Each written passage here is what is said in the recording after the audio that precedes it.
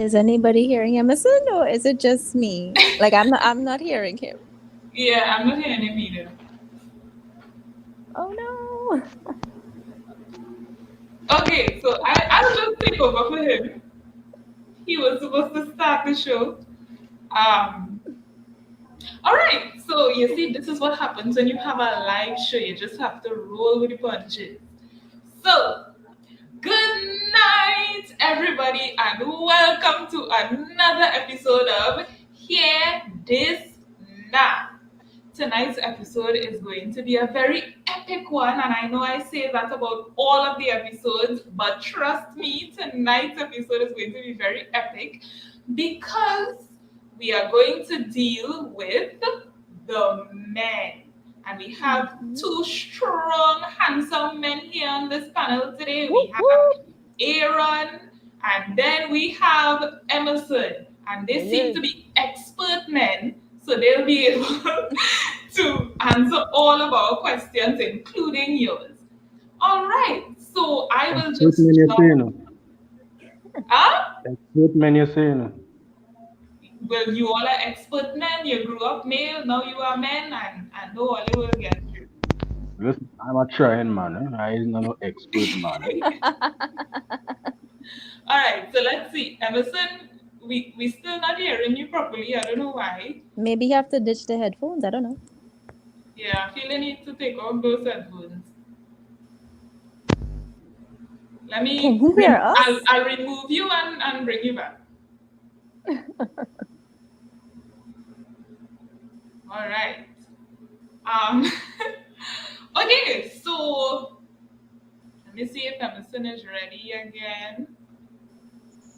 All Yes, right, no? like you're ready. Yes, no? Yes. You're ready for us now. You hearing us, right? I hope so. I feel like he's not hearing us. Hold on, peeps. Had some going on with my light in here. Hold on a minute. Listen, these live streams, eh? Chris Segel, it's best you and I take over this topic here.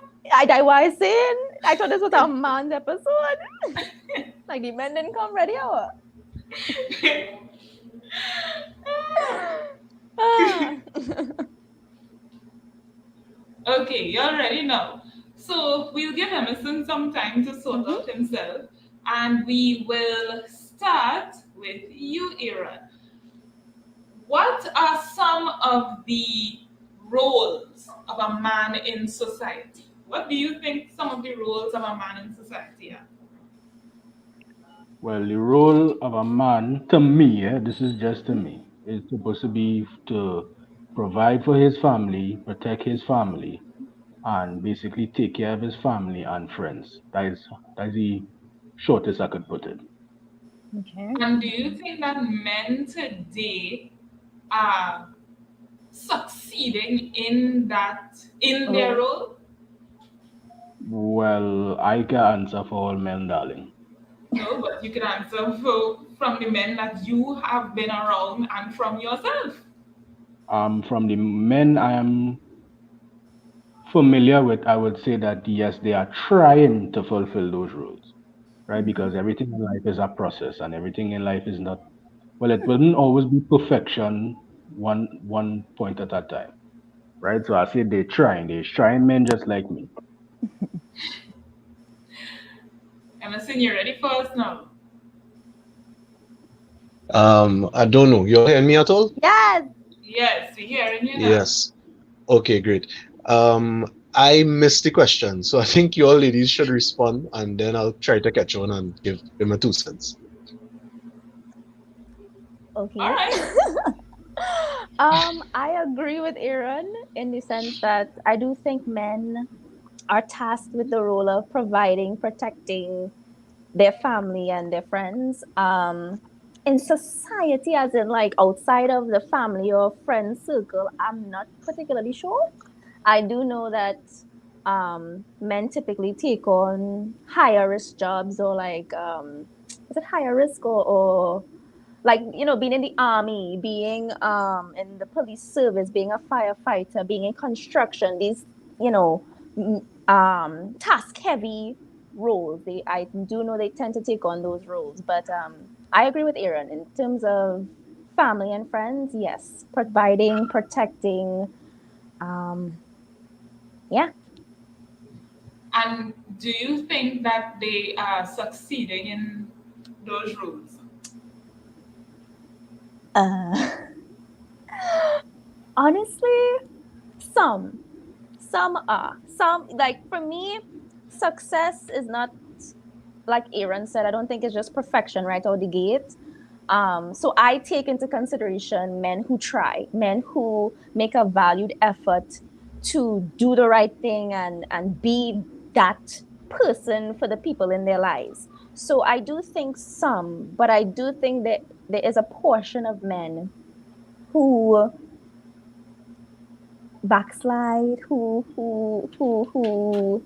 do not take on those roles, who don't protect their family, who don't protect their friends in either physical or emotional, whatever role or part. They don't. I listen. I think there's some of them don't even know how to. Right? It's not that they don't want to. I think some of them just don't know how. They've never been taught. Yeah, I agree with you. Some of them really don't know how because they have never been taught. Because this this situation of men being lackadaisical when it comes to their families and all these different things. Those things, well, we all know those things go way back, right? So if my grandfather was not there, Mhm. then my father wouldn't know certain things that he has to do. Yeah. And then me as a man now, I wouldn't know what I have to do in those instances. And that's why and I know we'll touch on this a little later, that's why we have all these broken families. Even in a woman's life, because I can only speak from the female perspective, right? Even in a woman's life, a man is a very important, I don't want to say asset, but asset to have. You Yes. understand? Yes. In your in so okay, a daughter and a father, right? Mm-hmm. I read somewhere that fathers are supposed to rough play with their daughters. Because if you rough play with them, like throw them up in the air and all these different things, because once you do that with them, they will grow in their self-esteem and they will have more confidence as they get older and all these different things. So I really think that the role of a man, especially in family, is very, very, very extremely important. It will teach self-esteem to both genders of children. Yes. It will teach sometimes even money management, responsibility, all these different things. Yes. So Mm-hmm. yeah, I don't know if Emerson wants to touch on that, and we'll address the comments later, of course. Mm-hmm. Yes. Now that I'm a little bit more on board with what being discussed, sorry for my absence. Men's role in society. That's a tricky subject to broach because what society's expectations of men is so fluid nowadays, and it's so what's the word I look at? So subjective, depending on the culture that you're Mm-hmm. dealing with. You know, Yeah. some and Western culture becoming more and more egalitarian by the day. So you know they expect they're attempting to eliminate gender roles. We may still be looking at things from a perspective of you know the traditional viewpoint, but more and more that becoming less of a thing, and society expecting men, I guess, to fulfill some of the traditional roles in the instances where it's overwhelmingly obvious that men are better for those tasks, and in other instances they want men to share the responsibilities equally with women in all the other areas. So I guess in terms of that topic could be broken up into many areas. In terms of relationships, you know, society still expect men to be chivalrous and to treat women with respect and to open doors and to pay for dates. You know, when there's danger, that society expects men to be on the front lines to take bullet for all a woman and get blow up. Society still expects men to protect the family when there's danger. But when there are decisions to be made, they expect men to share the authority and to share the leadership responsibilities with the woman and with his community as a whole and all of that. Uh, so it's a tricky subject to broach because of that. So many different viewpoints out there as to what is appropriate for a man in society and how effective we are at carrying out them responsibilities. It's just as difficult because a man have no idea what a man's supposed to be like right now. You know what I mean? Mm, So that is my mm. perspective where that is concerned. Okay, nice. Okay, so I don't know, I don't want to be jumping all over the place, but we talked about how Just now, mm, Chris, sorry to interrupt interrupt me. you. I just saw a very important or a very good question, I should say, Mm, from the comments. Susan Hippolyte asked, must manhood be equated with wife and children? Because from the time you walk down the aisle, he's a man now. From the time you have children, he's a man now. huh. I would say You want no, me? Okay, go ahead.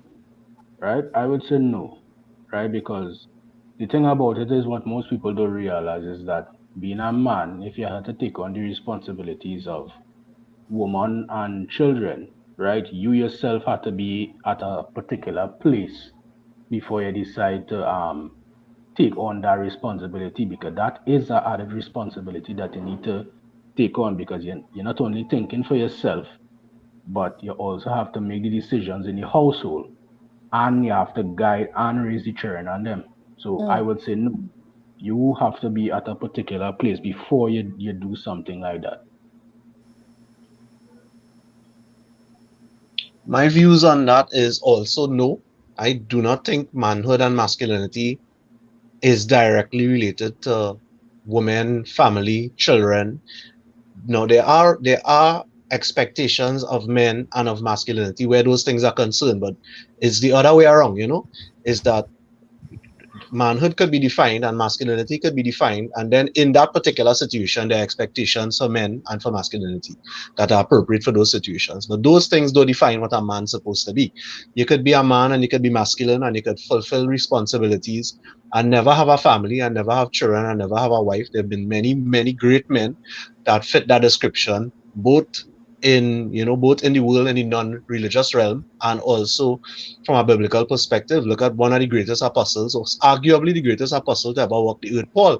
He never had a wife, he never had a child, as far as we know. They haven't spelled out his entire life, but he certainly gave us the impression that he didn't feel he had enough time, or that it was appropriate for him to pursue those things. And many would argue that he laid on the foundation for what a man's supposed to be like, both mm-hmm, in society and in his home. So, the biblical perspective of manhood depends a lot heavily on his teaching, and he himself, had no wife and no children. So I don't think that's the case at all. But I think we should touch though on what masculinity should represent from a biblical perspective and all that. But I suspect we'll get into that a little bit later on as we progress. we will. Don't worry, we will. Um, to answer, I actually did a bit of research, for this topic, and in looking up biblical manhood, right?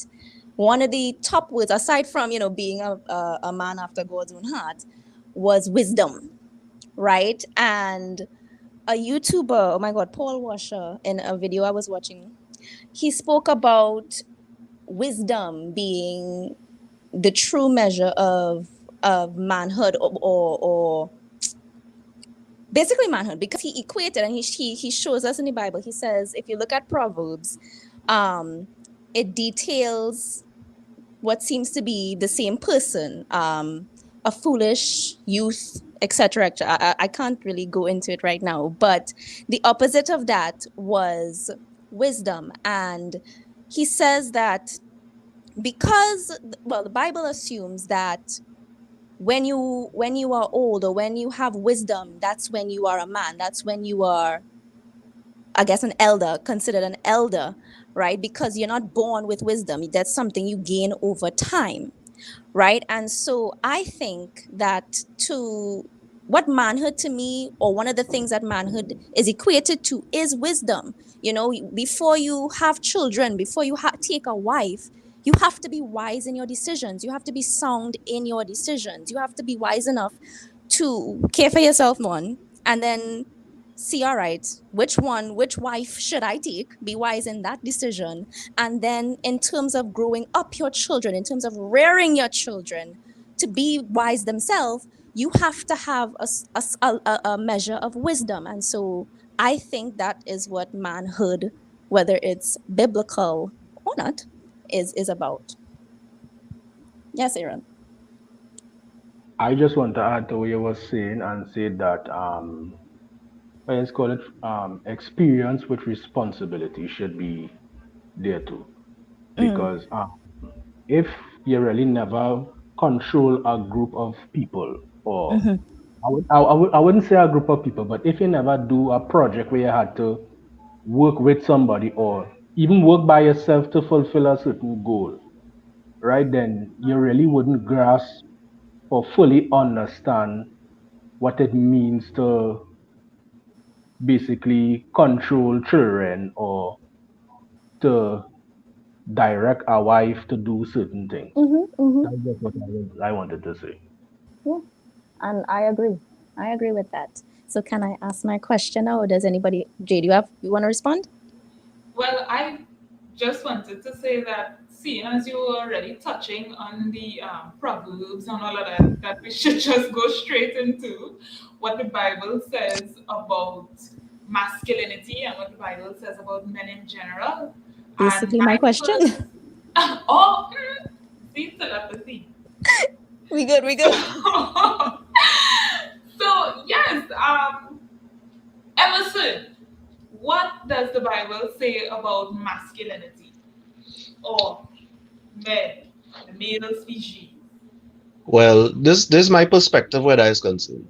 Um, for me, there are two things to look at where men are concerned from the biblical perspective.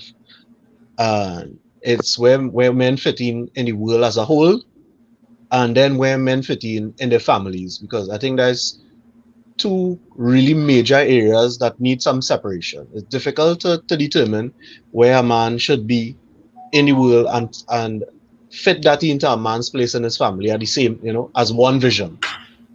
So, and this is my perspective, but for me, a man in the world, his responsibility, I would say I would narrow it down to about four things. Like initially, is to carry out the vision for his community and his family, and there are many scriptures that you could call on. I would highlight some of these things, but I kind of just select one for each point, right? No So in problem. terms of carrying out the vision, I would say like Isaiah 46:10, I make known the end from the beginning, from ancient times, what is still to come. I say my purpose will stand and I will do all that I please. Isaiah 46:11, from the east I summon a bird of prey, from a far off land, a man to fulfill my purpose. What I have said, that I will bring about. What I have planned, that I will do. So, here God is basically saying that his choice is to raise up men to fulfill his purpose and to carry out his vision throughout the generations. And the next thing men responsible for in the world, from my perspective, is to lead, and to lead with strength and with courage. Joshua 1:9 says, have I not commanded you? And this is a command. Have I not commanded you? Be strong and courageous. Do not be frightened. Do not be dismayed, for the Lord your God is with you wherever you go. And that was a conversation that they were having with Joshua, where he was concerned about having to fill the shoes of Moses to carry the Egyptians to the next move towards the promised land. And they, it's amazing how many times they say that in that one chapter. It's probably 3 or 4 times they told him, be strong and courageous. Um, the next one is that men in the world, men are responsible for remaining steadfast and not giving up. That is a responsibility men will give me. And a appropriate scripture for that is 2 Corinthians 4:15-16. All this is for your benefit, so that the grace that is reaching more and more people may cause thanksgiving to overflow to the glory of God. Therefore, we do not lose heart. Though outwardly we are wasting away, yet inwardly we are being renewed day by day. So that points towards the fact that even though the scripture wasn't pointed towards men specifically, but the idea here is that you, you look towards God and you never give up, and you lead with courage and boldness, and you never give, you never turn away. And then the final one would be living, leaving a legacy to continue God's vision. Psalms 33:11 says, "But the plans of the Lord stand firm forever, the purposes of his heart through all generations." So that for me is the purpose of men, the biblical perspective for men in the world. And then there's the biblical perspective for men in the family. And for me, is five things, right? To me, in the family, God calls men to be accountable. And the scripture that I have for that is, "But I want you to understand that the head of every man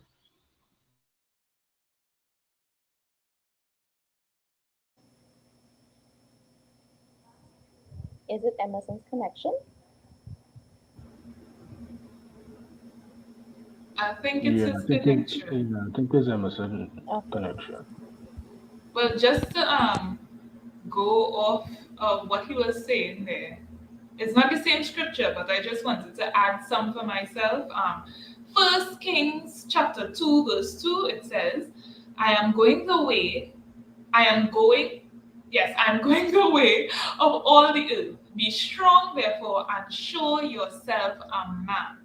And we all know that the Bible is a very, yes, the Bible is a very, it loves men. That doesn't mean it doesn't love women too, because it does. But I was just um, looking at Song of Solomon, chapter 5, verses 9 to 16, and I'm not going to read all now, but in Song of Solomon, the Shulamite woman gives a very, very vivid description Yes, she of does. the type of man that she was attracted to. And it says that he is dazzling and ruddy. My beloved is dazzling and ruddy. And when I saw that, I was like, it's a nice description for a man there. So, yeah, that's all I wanted to say. I don't know if Emerson was finished with what he had to say. No, actually, I had a couple more points. You all hear me again? Yes, Yes, please yeah. finish your points. All right. So the first one for a man and his family was to be accountable. The scripture for that Mhm. is, "But I want you to understand that the head of every man is Christ, the head of a wife is her husband, and the head of Christ is God." So the point here is that even though a man has his responsibilities in the home, that the head of every man is Christ. So he's responsible to be accountable to God for himself and for his entire family. And that is a major responsibility to have. God, when things going wrong at your home, you know, whether it's with your wife, with your children, whatever it is, finances, spiritual life, God not coming to them, coming to you, coming to the man. And the next point is that God has given men the responsibility to provide for their families. Well, that is the popular one. Everybody's think about that first, right?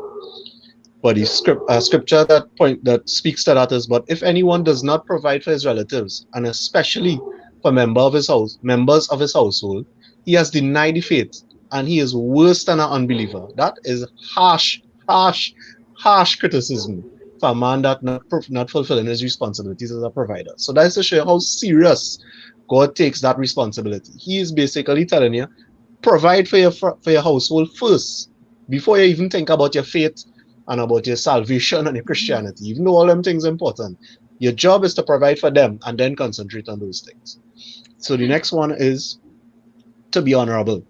A man is called Mhm. to be honorable in his home, and the righteous who walks in his integrity, blessed are his children after him. That's Proverbs 27.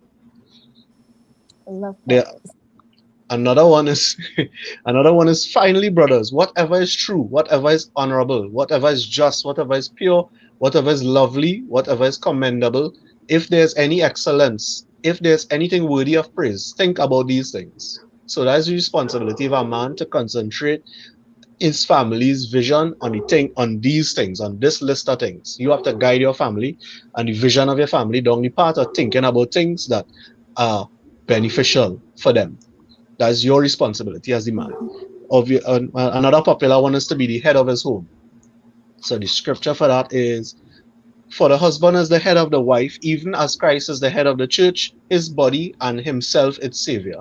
Now, as the church submits to Christ, also wives should submit in everything to their husbands. So I know this one is a controversial subject for many people, but this, like the scripture before was pointing out, this is a responsibility. It's not a power. It's actually a daunting task, because after you get appointed as the head, if anything go wrong, is you they're coming too. So you might be the head of your home and the head of your wife, but your wife ain't gonna have to answer no questions when things ain't working out. God coming to you, all like a minister say years ago, and I was always laughing. He say when spiritual blows passing and spiritual big stone flying, all your wife had to do is duck, because she not responsible for none of that. It coming to you to get the boss head. So And and the duck I final shall. one, yeah, duck you shall. That is the privilege you have as a wife that submit her husband. That you don't have to worry about them thing. That is he problem. And the final one is to sacrifice himself and his wants for the wants and needs of his wife. Mhm. This is the part that men like the authority part, but they don't like this part. They don't like the part where they're responsible to sacrifice themselves for the sake of the family. And the scripture here is, husbands, love your wives as Christ loved the church and gave himself up for her. If you know, I love that. Men don't love it, but I love it. Greater love, and it also says in, that is We love Ephesians to hear 5:20. it. Yeah, you love it. He's like, That's Ephesians 5:25. And then in John 15:13 it says, greater love has no one than this, that someone laid down his life for his friends. That scripture, even though it was a general scripture, is also the same attitude that men have to have in their homes, that they're willing to lay down their lives for their wives and for their families at any given moment. You are to sacrifice the things you want, the things you need for the things they want, and the things they need at all times. So that is what I believe are the things that the Bible call men to do, both in the world and in the families. Yeah, and I'm glad I'm not a man because I can't go through all that. I don't want to be the head. I don't want to be the leader. I don't want to do anything except follow. listen, I just want to put my feet up and relax. Oh, well, yeah. Don't get married. Anyhow, yes, Chris, go ahead Me? with your question. Oh, okay. So we're talking about godly men and we're talking about what men are to be. But my question to you guys is, and I hope it's not too personal, is in your own opinion, right? Do you think or were you raised in an environment where you felt safe enough or comfortable enough to fail, um to try things out? This whole manhood thing, it's a learning process, right? And you have to learn it from somebody. Were you nurtured in that way?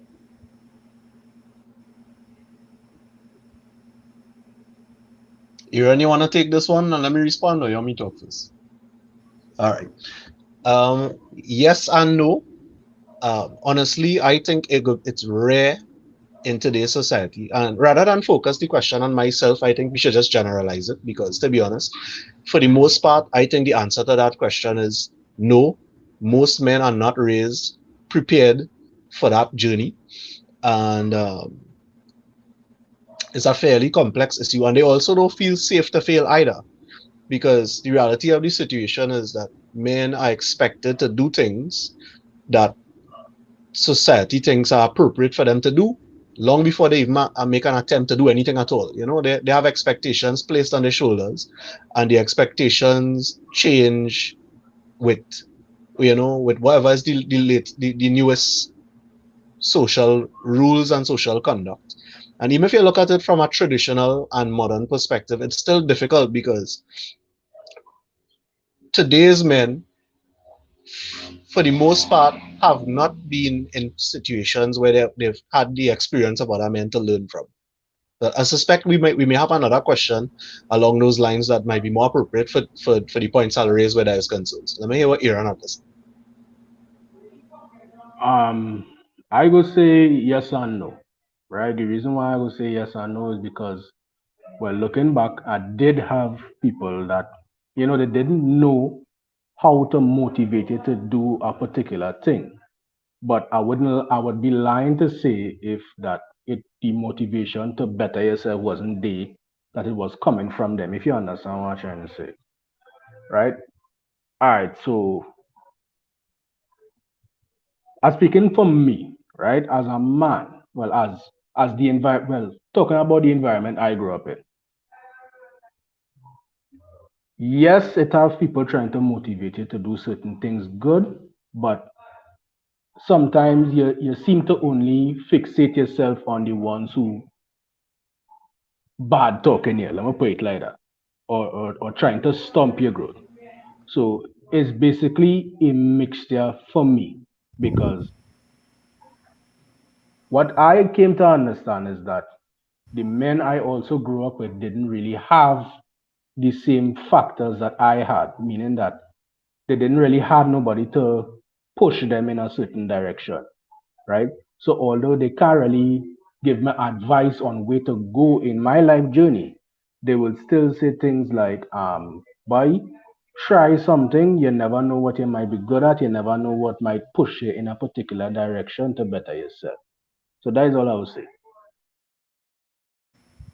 Okay.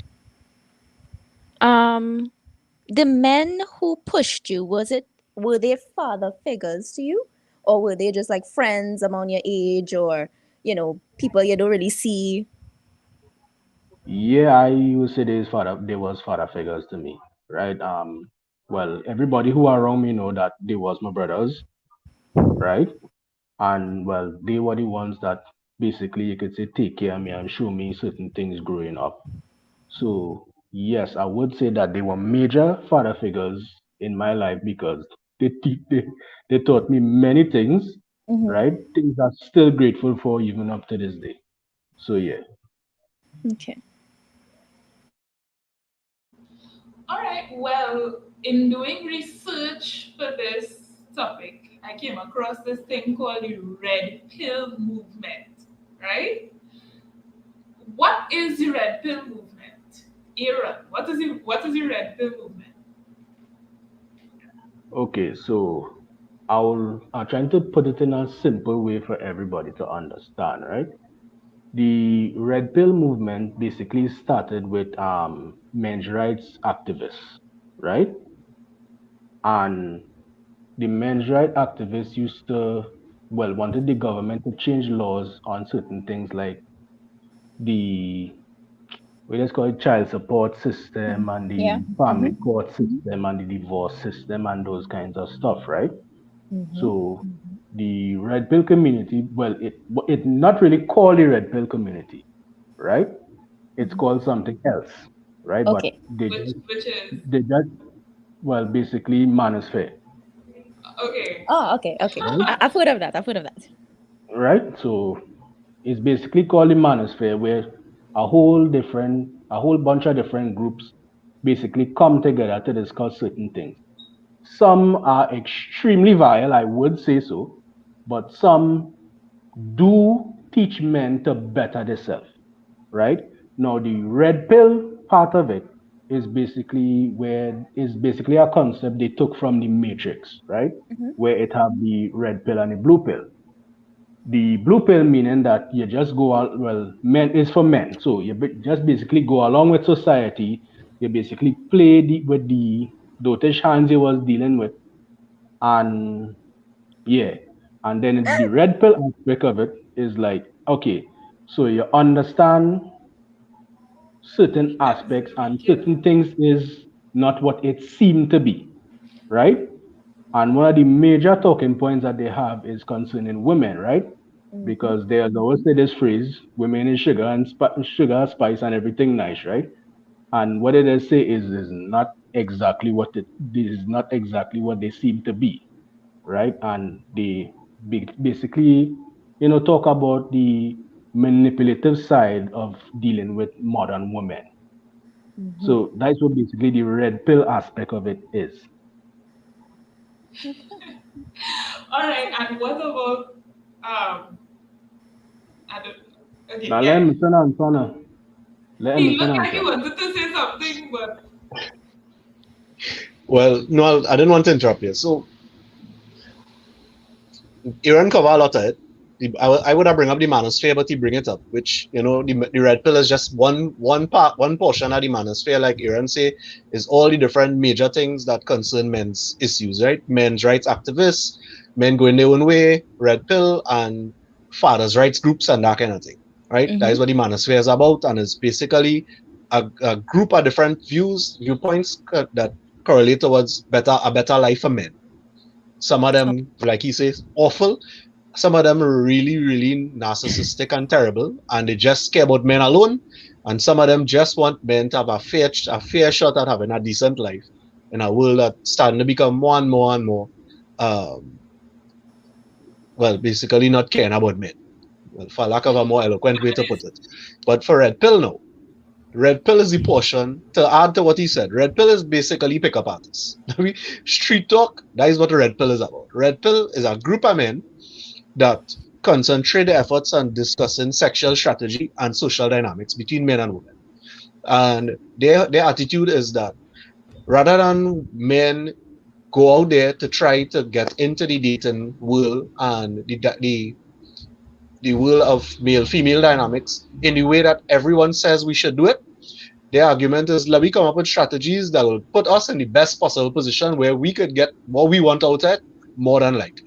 So they're disregarding what society say men should be like in a relationship, and they're coming up with ways to make things work out in a way that could be beneficial for men.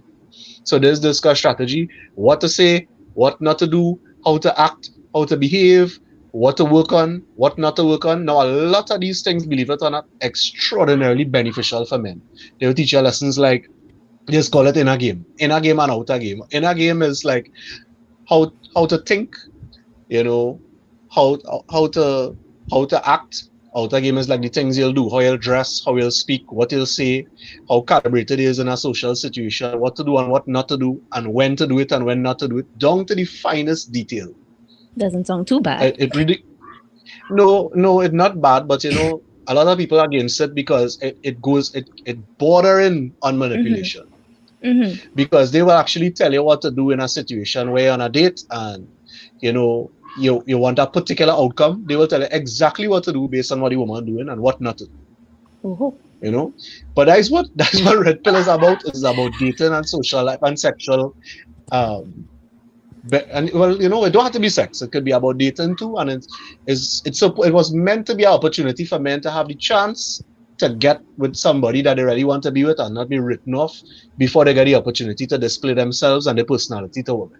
Because the argument is that men don't get the opportunity to be themselves and to show themselves, and the advice that go out there and be yourself. This work is really not true at all. So they teach men what to do to give yourself a shot to be with somebody that you really want to be with. just now I A- Emerson understand where again? you yeah, I wanted see to. Aaron wanted to say something. Just All right, now, well, I just Emerson wanted then. to address the comments before we move on. So Edward Lightfoot Mm. says, men on the whole are not expected to fail at anything because of society's expectations. Failure means you're less than a man.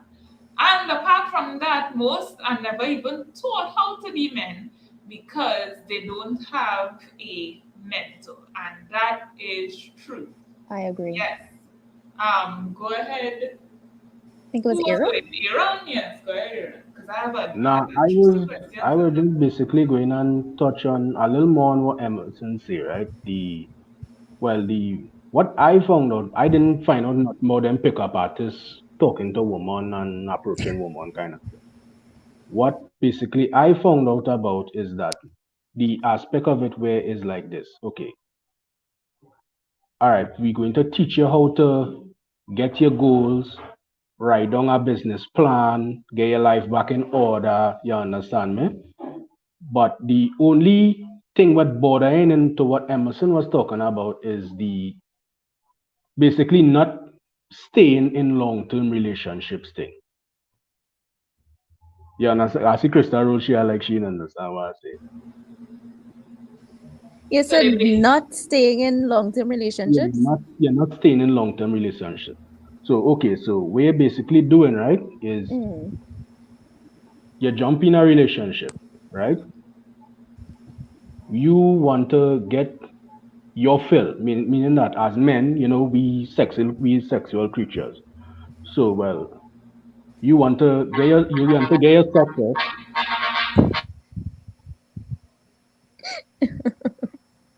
right? You want to get your rocks off, right?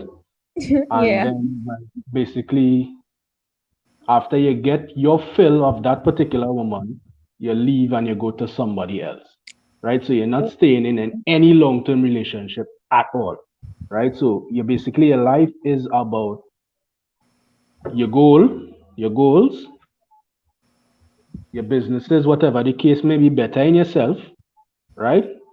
And the only time that you will have encounters with women is basically when you want your sexual fantasies fulfilled. Wow. I don't even know if I should ask my next question then. just now because I really wanted to ask something, right? Go ahead, go because So I'm not sure. in this same red pill movement thing, I heard a man say that if the man is the provider, then he is entitled to sex when he comes home, and he does not have to. Women's bodies are different, right? They just have to get warmed up now, Yes. right? But he is saying that it doesn't matter. He doesn't have to wait for the lady to get warmed up or anything like that, right? Because he's the provider, from the time he gets home, he should be able to say, "Hey, I want some. Let me do this right now," and she cannot refuse. He want carpet burn. I don't know what he. I don't know. I don't know what he wants, Well, right? I was going to say what Krista say, but the thing about it is, right? What I must have lost. what I think he trying to say is that he entitled to it, mean basically saying to me what it says is that okay, so if I come home and I talk to you about wanting it, then I should be able to get it as long as you're able to give me. Like a Well, Mr. Pisa Bacchanal there, boy. that's what I said. Okay, so let me repeat myself, right? I was looking at this red pill thing, this red pill video, and the man said that because he's the provider, when he comes home, his significant other is entitled to give him sex. And it doesn't matter if she is ready for it, yes or no. He's the provider. She is supposed to give it to him. So I am asking what you all think about that. Because women's bodies and men's bodies different. Women have to be revved up. But he said he I doesn't care mean, about the revving up. He just saying, hey, because, and this is what else he said. He said her pleasure has nothing to do with him. Her pleasure is secondary, tertiary, I and all. mean, if it works for him, it works for him.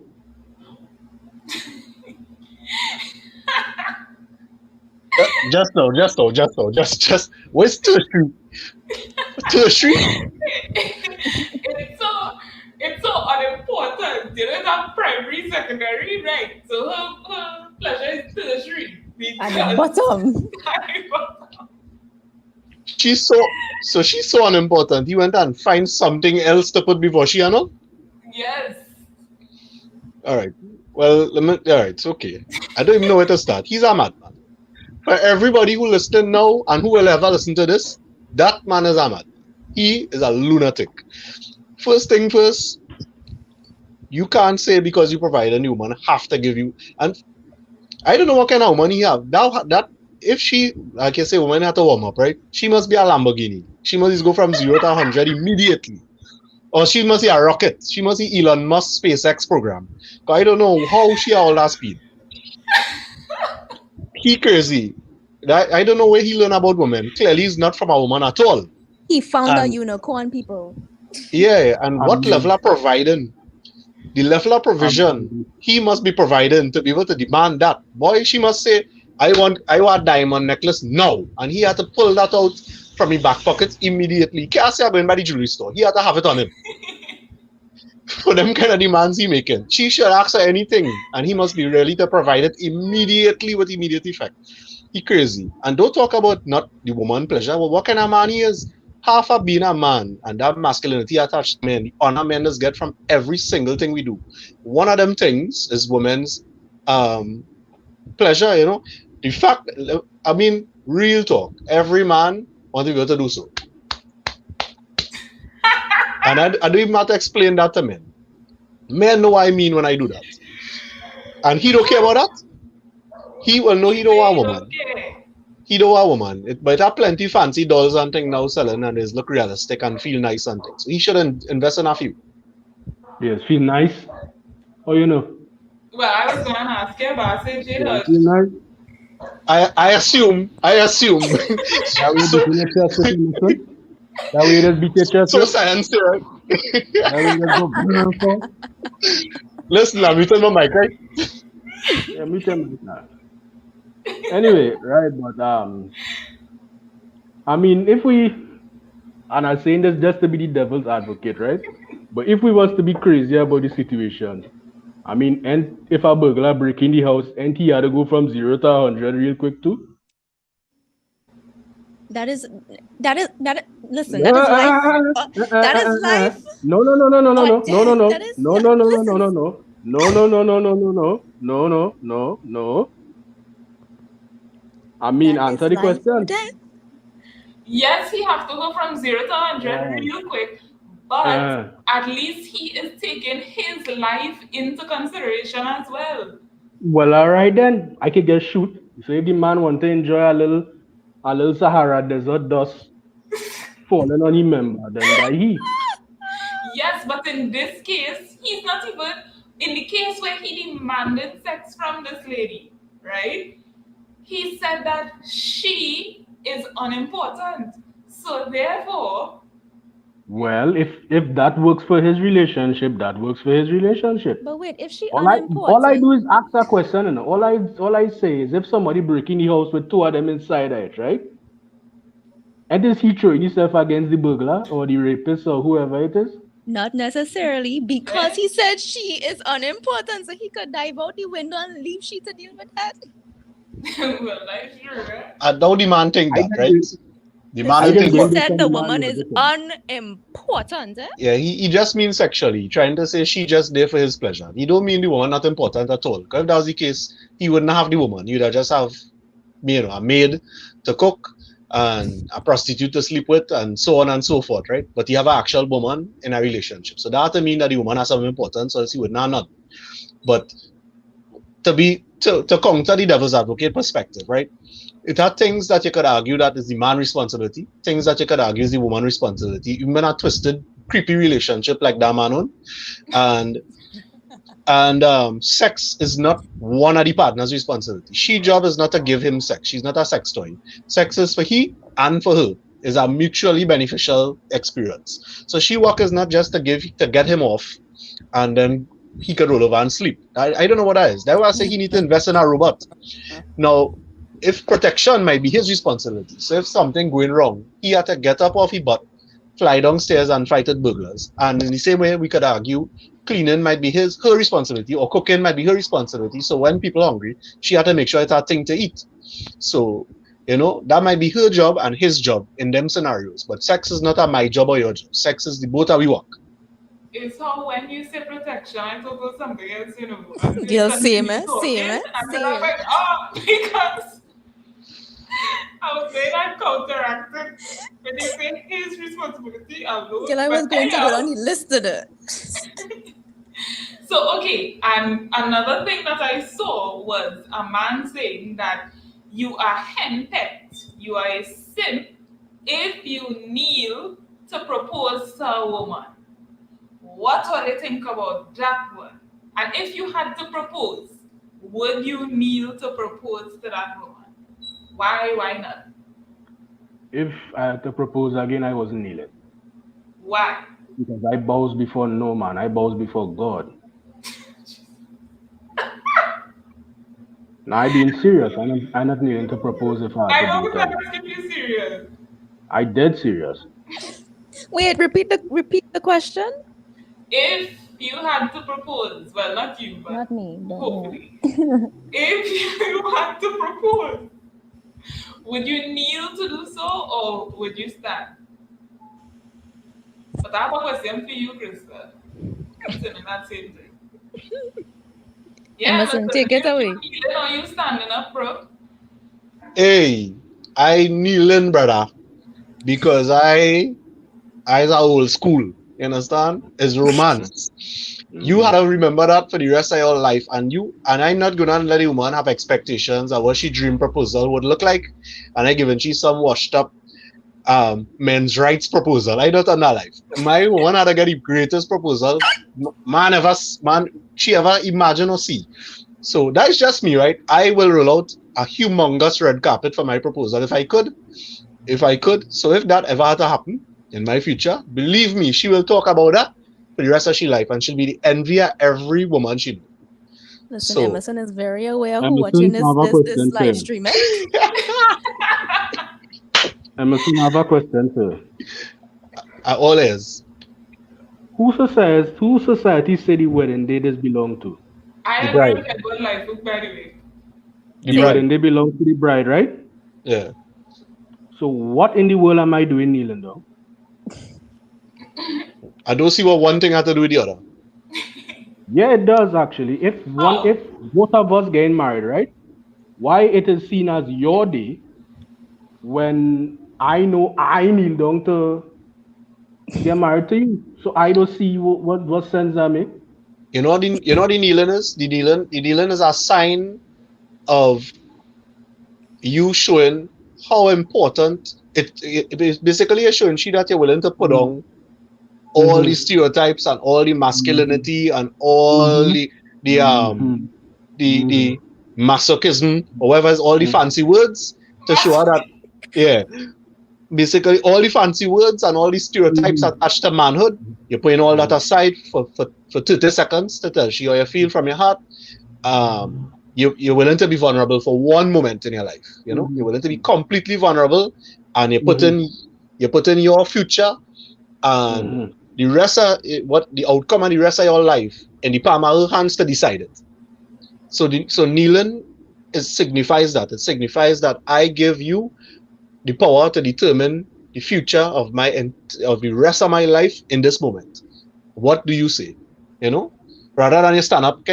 Basically, stand up is like saying you're doing it in a macho way. Like I don't really care. You could say what you want. I saying marry me or don't marry me. And if you don't marry me, one of my red pill virgin of our next bird down the road who I gonna propose to next week. But Neil Dong is like a show, and she used my only, use all I want, and I'm putting everything on the line for this proposal. That is what it is. You done? let me talk Yes, from No, a no, female perspective. yes, yeah. hold up. All right, I go done. ahead, go ahead, I go done. ahead. Emerson, but I really hope she see it, but I really hope whoever she is see it.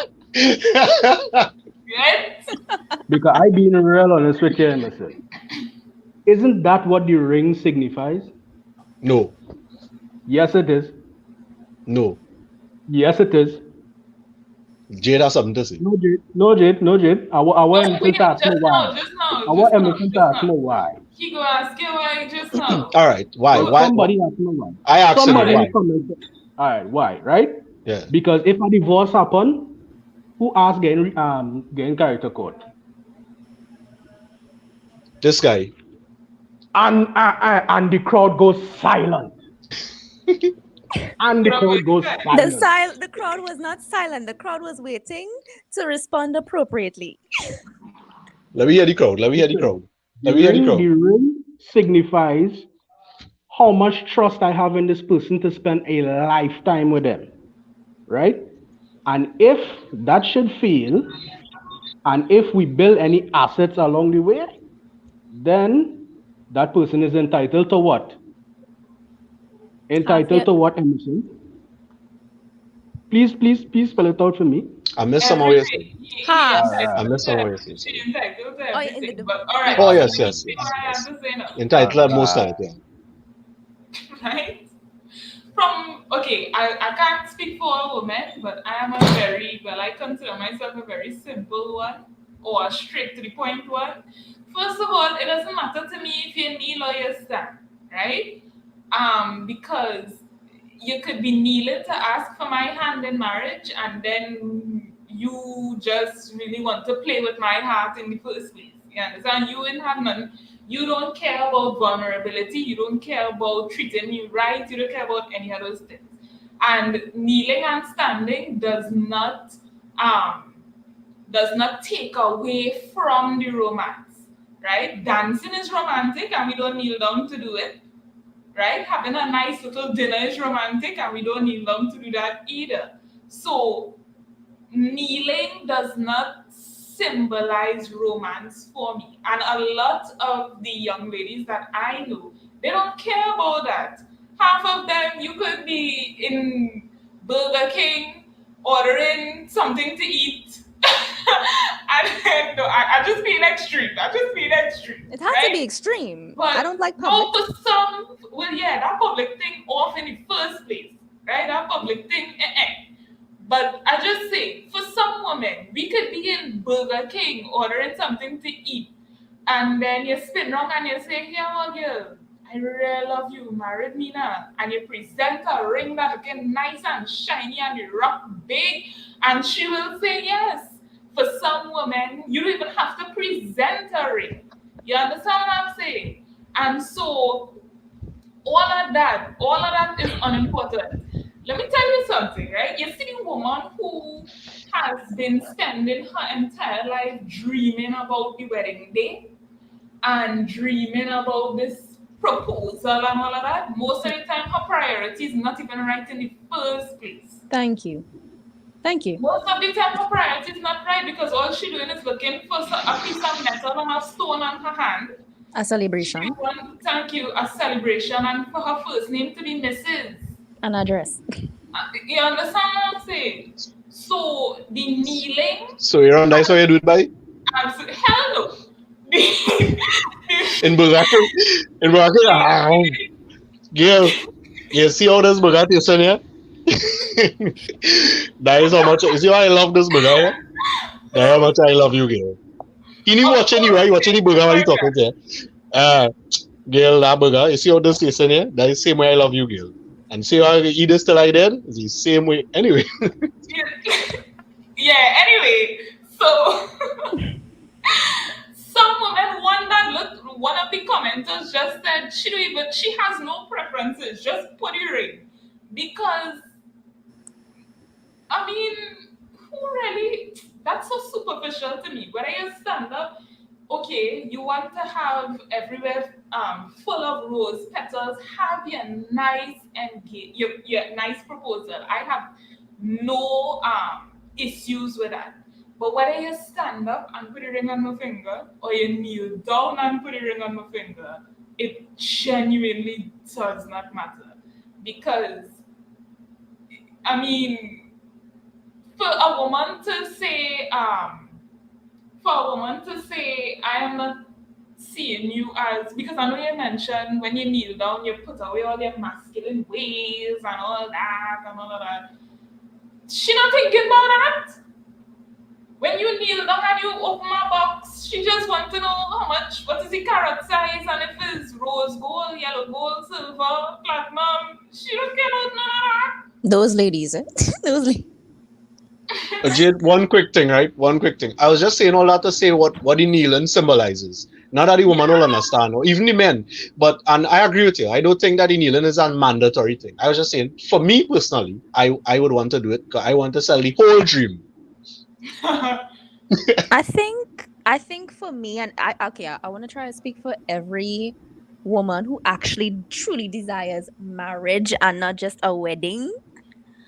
I think the true romance comes in when you recognize that your person is genuine. Whether he's standing, kneeling, whether he stumble with some words, whether he have a perfect script, you look into his eyes and you say, you know what, this man really love me. He genuine, and that is what we want. I think you could correct me if I'm wrong, ladies in the chat, lady on the panel. You could correct me if I'm No, wrong. I agree with you. I agree with you. Once it is not public. Agreed. You understand? No, I agree with you. Yeah. So, yes, and which brings me, oh, unless Krista wanted to I ask or mean, add something. let's okay. So just to quickly go back to the whole red pill thing, just for like a 2 second.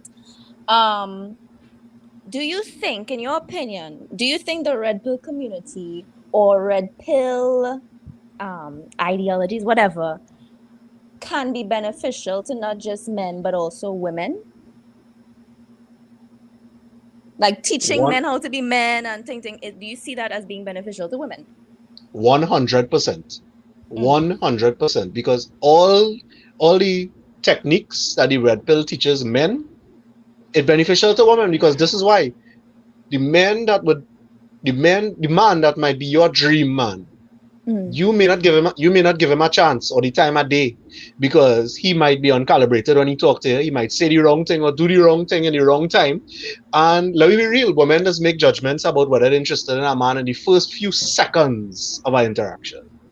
So that that movement will help create, and well, in addition to the fact that it will help create more opportunities for good men to meet good women, it will Mm-hmm. also create better men. So they should be grateful for anything that will teach men how to be better men.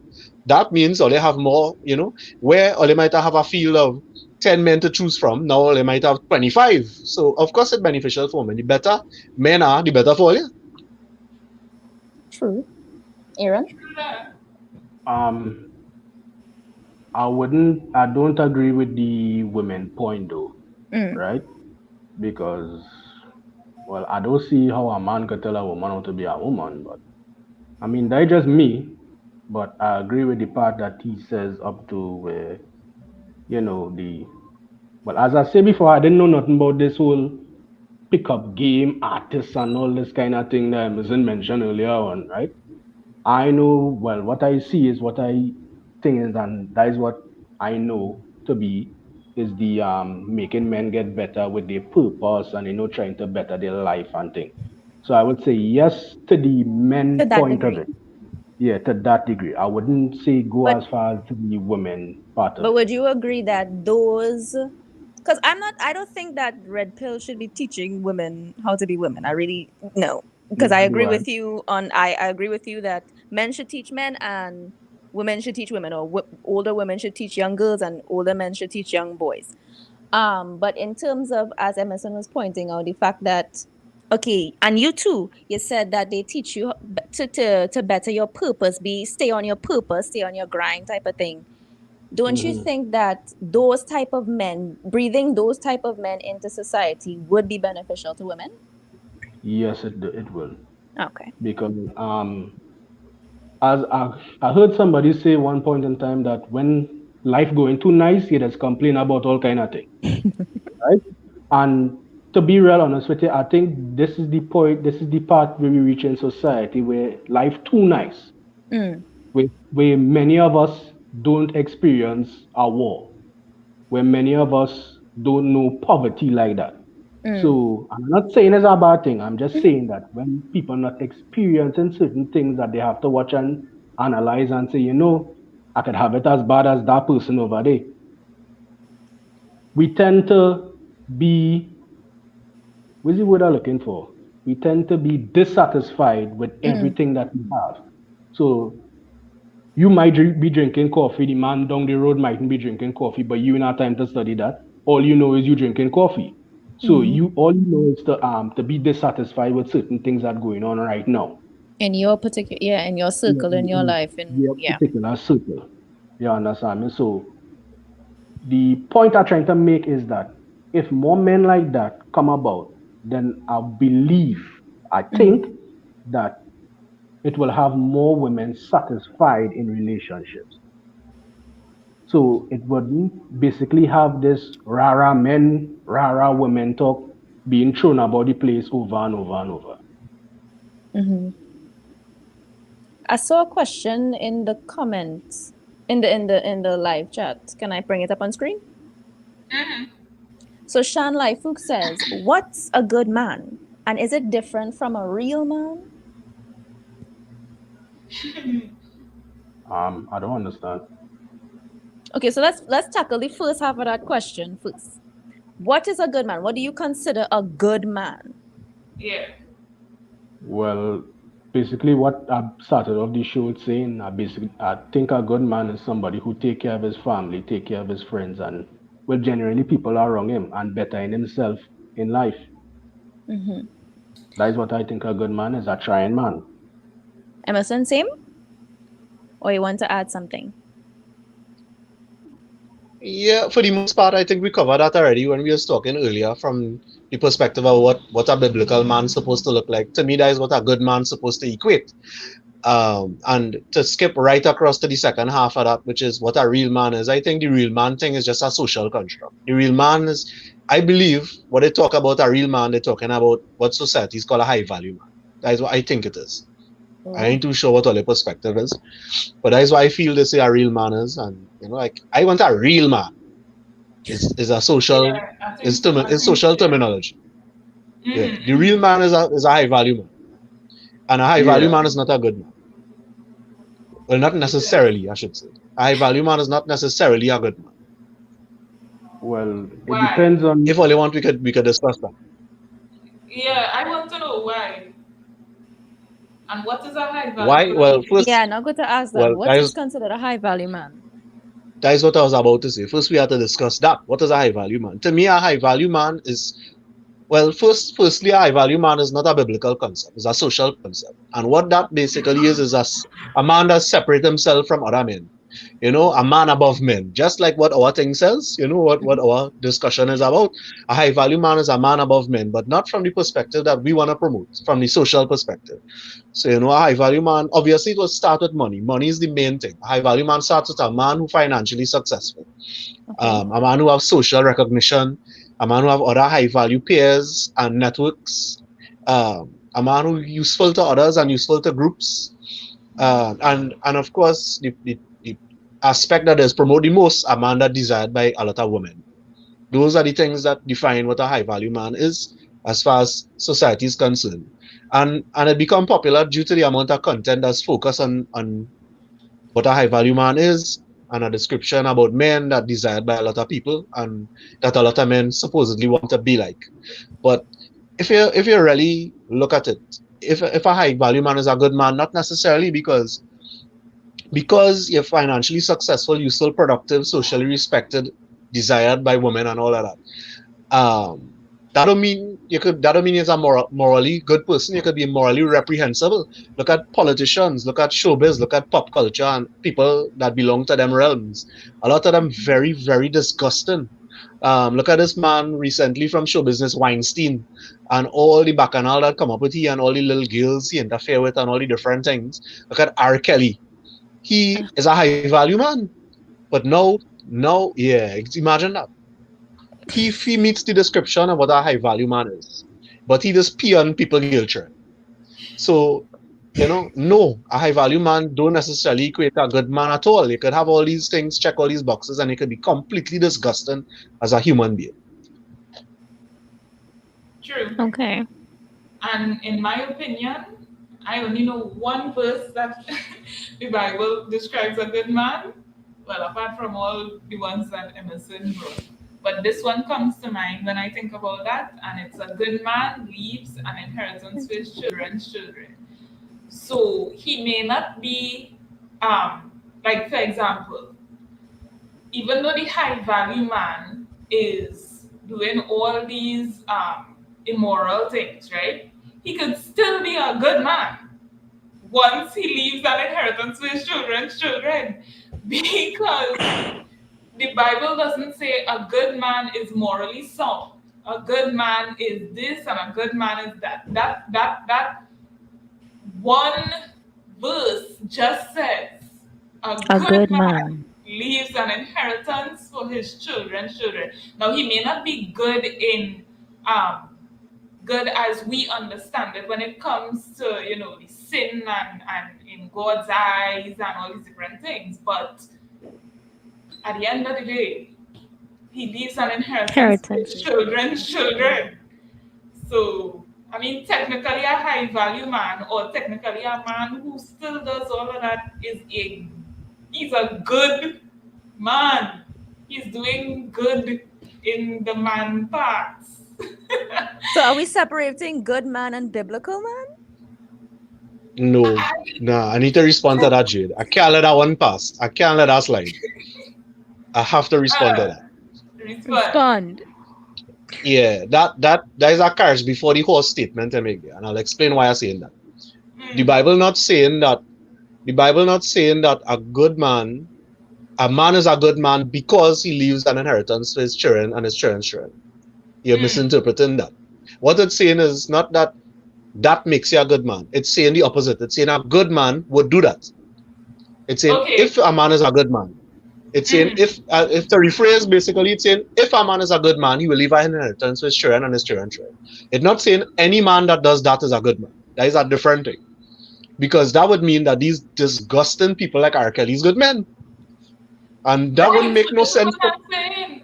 So this is what I'm Yes, well saying. that is not true.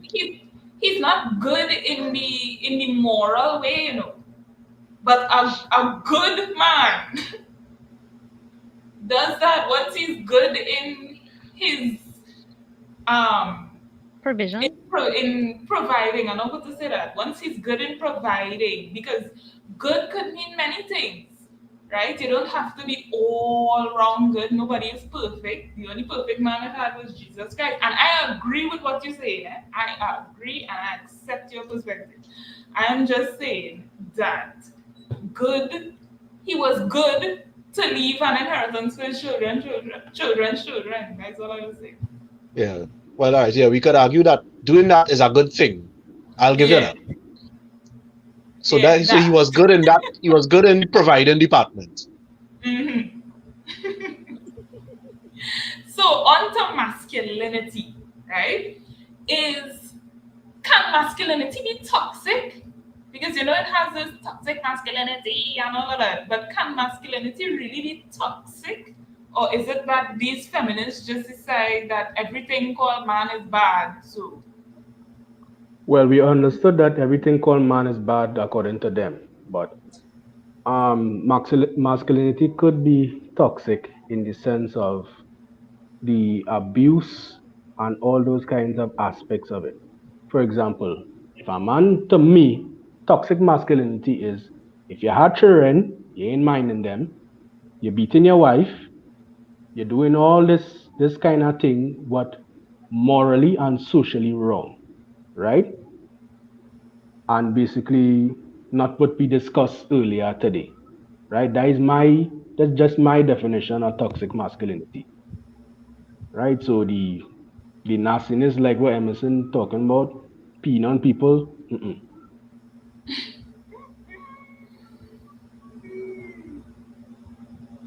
For me, I think when society talk about toxic masculinity, usually it's come from the perspective of men intentionally dominating, keeping down, and stifling women.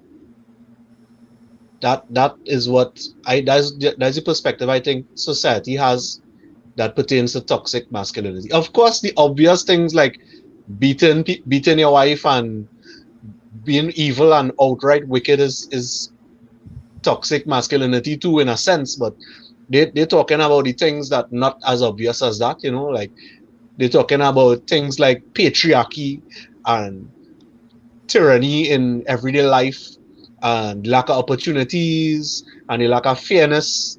Them is the kind of things that they're referring to that fall along the lines of what toxic masculinity is. And of course, perspectives that devalue women and make men seem superior to women, all those perspectives are really what form the cornerstone of toxic masculinity.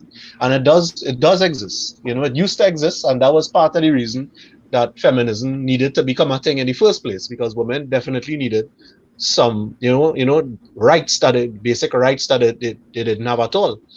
And some of that was because there really was, to an extent, toxicity and a patriarchy to deal with. So I do believe that it does exist. Yeah, that's pretty much it. I do believe it exists. It's a real thing. Okay, so I am kind of gonna go like on the opposite train. I agree with what you guys are saying. However, I think that they're just toxic people because I don't see, okay, masculinity in itself to me is not toxic. The same goes for femininity. Femininity in itself is not toxic. But what we find is that individuals who are toxic will use these tools, like they will weaponize them basically. So you will see women becoming, um, manipulative, and then you'll see men becoming overly dominating. Dominant. Dominant, that's it. Thank you. Dominant, right? So I don't think that, in simple terms, I don't think masculinity in itself or femininity in itself is toxic, but I do think we have toxic individuals who will use whatever is at their disposal to harm others. And just to address the comments here, Shanlai Fook says, I believe it has much to do with regulating emotions because some young men are basically told what they can and can't feel and in what quantities without learning that themselves or in a healthy way. True. The whole beating on the woman and all those different things. That is because these people don't have emotional intelligence, Mm-hmm. and so therefore they're doing all these different things. And I don't even think, you see, as Krista said, masculinity in itself is not toxic, and I don't think that we should put those two words together, toxic and masculinity. We shouldn't put those two words together because beating somebody that is weaker than you, right? Beating the weaker vessel. How is that even masculinity? Abusing power, that is not masculinity, That's not strength. right? Manipulation, that is not masculinity, right? So that is just my opinion on it. And another thing, now that Shan mentioned emotions here, what do you think about emotions when it comes to men? Should men be free to express their emotions? Are men emotionally constipated? What do you all think about that? Is vulnerability sexy? No. Oh gosh. Sorry. I know the men were supposed to answer, but when you bring that, they are just. I had to say no. I had to say no. Go ahead. Go ahead. I'm sorry. Well, all on the panel know my perspective where it is concerned already, but let me give YouTube something. No, no. I wish I could have really Box Bunny no face. No. Um, Vulnerability is not sexy, but on the flip side, I do believe men should be allowed to express their emotions, and there should not be a downside attached to that. But the sad reality of the situation is that there is a downside attached to that in society, and it's not usually a beneficial thing for a man to do. We could get into plenty more details where that is concerned, but the reality of the situation is when men expose themselves vulnerably, usually it does not benefit them. And that does not apply to every situation and every woman and every Mm-hmm. relationship. I understand that there are situations where it does work well, but for the most part, you know, a man need to be vulnerable, like how he does add bitters to a punch. Small doses, tiny doses, and it is just be a little pinch that does make you drink better. Anytime you A start to play a pinch. poignant bitters, like if you're like you're going mad, yeah, you're spoiling the punch. I agree with Emerson because I this is just something that I realize. What most women realize is that when we be vulnerable to y'all, well, whether it be public or wherever the case may be, right? is that other men do notice our vulnerabilities too, right? So that could also be something to use against us.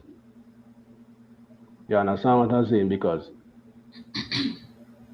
it have men who just looking for any opportunity to one up somebody, right? Whether it could be fighting or whatever the case may be, but I'll use fighting, right? If a group of men linemen and they realize that one man in the group is the weakest one, everybody, everybody who have that ideology in their mind is going to pick on that weak one. Because I don't know if Emerson was ever around people like this, but for example, let me mention this, the whole virginity thing, right? Anytime you're lying around men who realize that he is a virgin, they're going to clong you from sun up to sundown, right? And they will tell you things like, "Go and talk to that woman, boy. Well, I'm going to talk to that woman, boy. Why will you with anything?" And the sperm in your back turning into tadpole and all kind of dotations they just look to tell you, right? So I just go along, I just agree with what Emerson say. Yeah, sprinkle it like you're sweetening a punch. It's not for any and everybody, and it's not something that you should display publicly at all, at all, at all. I mean, Even Can vulnerability. you know that moment, Tosti to respond to this one. I just want to say, I okay. say your thing so I could say my thing, please. Not on this, Okay, I just want to so really talk. maybe sexy is not the word, right? Because sexy does something and vulnerability doesn't do that thing, right? So sexy is not the word to use, but vulnerability is needed in a relationship. You see, if I am just meeting you, right? And you decide that you need to tell me all the times that you cried, or you decide that you need to cry in front of me, and we only know each other, like literally know each other for like 2 months, I will watch you like you're crazy. And this is for anybody, male or female, right? I will watch you like you're crazy because it's like, whoa, hold up. Why you tell me all this? Right? However, vulnerability is needed in a healthy relationship with friends, with family, healthy relationships, with friends, with family, and of course with your significant other. And if you cannot be vulnerable as a man in front of these people, then something is seriously, seriously wrong. So I think that men, because some men will say, don't show your emotions. You can't laugh. You can't. Somebody say a good man could only laugh once for the day, or else he is a simp. All these different things, and what men don't realize is that if you are always angry, right? Because you'll get clung if you're crying. But if you're always angry, angry is an emotion, anger is an emotion too. So you're still emotional regardless, right? And so really what I'm trying to say is vulnerability is needed. Men really need to develop some sort of emotional intelligence. Oh gosh, Olia, please develop some kind of emotional intelligence. Okay, okay, I agree to that point, but what Olido also realize is that when you are vulnerable, it gives people a certain boundary that they think that they could cross. So, for example, I'll bank on what you're talking about right there with the anger, right? I mean, it's not a good thing to be angry all the time. But you see, if somebody is angry all the time, very few people will feel comfortable enough to cross a certain boundary, right? And the thing about it is, right, men, what men does face in society is this. Okay, we had to protect our women and we had to also watch out for other men too, right? So sometimes All the women does worry to express ourselves in some kind of places where the men who watching me now go say, but I watching two of them over there. He could be a good target for me to go and rob. Yeah, I have heard men talk like that before. It's not that it's the places. So All you want to propose in public, but don't want to tell me how you feel in public too. the thing about it is, whoever want to propose in public, well, more power to them. But the thing about it is like I said before, it naturally have some men who just get a high off of being advantageous and dominating other men, right? Because robbery is dominating somebody, beating up somebody is dominating somebody also, right? It have men that walk around that get highs off of them thing, and that is why what myself and other men have to watch out for as well too. Right. So can I respond now, please? Okay, awesome. So I know I said earlier that wisdom is associated with manhood, right? And I think this is where it comes in. You have to be wise in where or in how you express your emotions. I agree with but or with whom? Yes, right? Aaron, I agree with you. In public is not the place. I think in public, and this is as a woman, so I'm sorry, but I've heard men also say this that it what you should preach, what older men should teach younger men, in addition to expressing their emotions and saying, hey, it's all right that you have emotions, they should also teach them how to be stoic and strong in public, how to put aside their like, okay, for instance, if somebody is coming at you to rob you and you're with your son right now, it's a human thing to feel scared, like, oh my god, I have my son here, this man coming with a gun, a knife, wherever, wherever, wherever. But if you express, you as a man express your oh god, Holly, I can't talk this late at Fair. night. Thank you, your fear. At this point in time, it could be detrimental not just to you but to your young child. So, oh, that's actually a good question. But anyway, I think that when it comes to men and their emotions, it's not that they shouldn't have it or that they shouldn't express it, is that they need to exercise wisdom when doing so and who to do it with. You don't just do it with somebody you just meet. You don't even know if they're a good person, if they are trustworthy. That's not you being wise. That's actually you being weak. That's where you're weak, and that's being able to choose and suss out healthy relationships or people you can have healthy relationships with, right? If you, as I said earlier, go just now actually, if you go with someone you just met and you don't know them, you don't know if they're a good person, if they in a future, you haven't even tested them to see if in an argument they will bring up, you know, some trauma or something that they think could hurt you, but all right, this is actually just a test. There are things that men need to learn when it comes to their emotions, because men are, and I truly believe this, the pillars of strength in our communities. As husbands, as fathers, they are the pillars of strength. And these pillars need to be sound. They need to be solid as a rock. And emotions, they're not bad, right? It's not bad that we have them. It's not bad that men have them.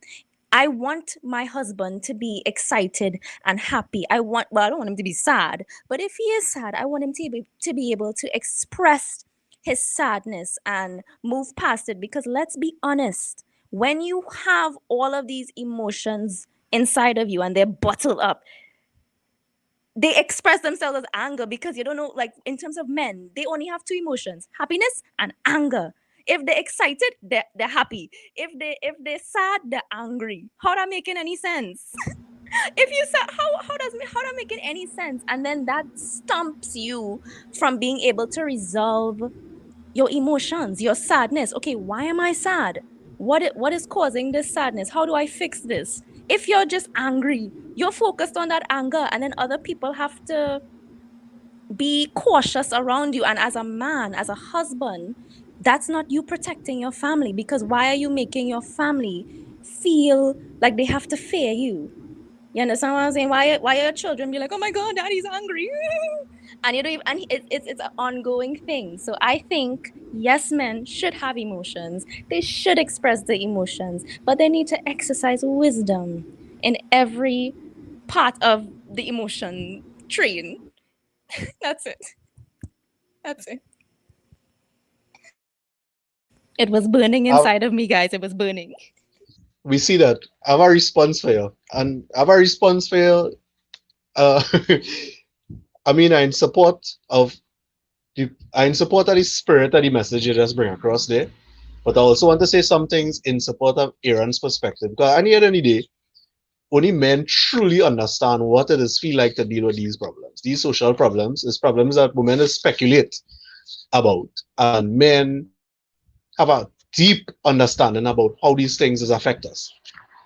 You say something funny there that I want to address, where you say it, and I want to twist the weight song a little bit by when you say yes, Sure. men should express the emotions. Well, I want to say it in a different. I want to change the tonality and say yes, men should express the emotions. That is why I hear while you were saying that. You say yes, men should express the emotions. Me and Aaron probably hear yes, men should express the emotions. Okay, so let me tell you, and you even say Well, but I something don't want else. to tell you why here, no? I ain't want to tell you why here. You even say something there just now. Like, women want their men to be solid as a rock. But you can't have your cake and eat it. You know what I mean? So let me tell you what does go wrong in that scenario. Okay, And educate me. yeah, and let me give you some red pill knowledge too. Seeing as we talked about that earlier in the night. Let me give you some red pill knowledge. And I'll got to excuse my language here. But red pill is teach something that they say women does do, excuse my language, called a shit test. And basically what that is that a woman will test your masculine frame. She wants to know quite a lot of things that we just do primarily, things that just built into us to want to know. It is something you just want to discover about your man, and sometimes you don't think about it, you just subconsciously do it. They say women like to make trouble in the relationship just to keep things interesting. You have all ever I heard know that? so That I when know things going some too of smooth, those. I know some of those. well, Yes. it don't have to be a terrible problem, but when things I going too smooth understand. and they find the man a little too relaxed, they have to rile up the man to get a rise out of him. So women Yeah, just do I this know in social that. interactions. Yeah, Jade, I feel you're experience some of that too, but we gonna leave that we gonna leave that on the show.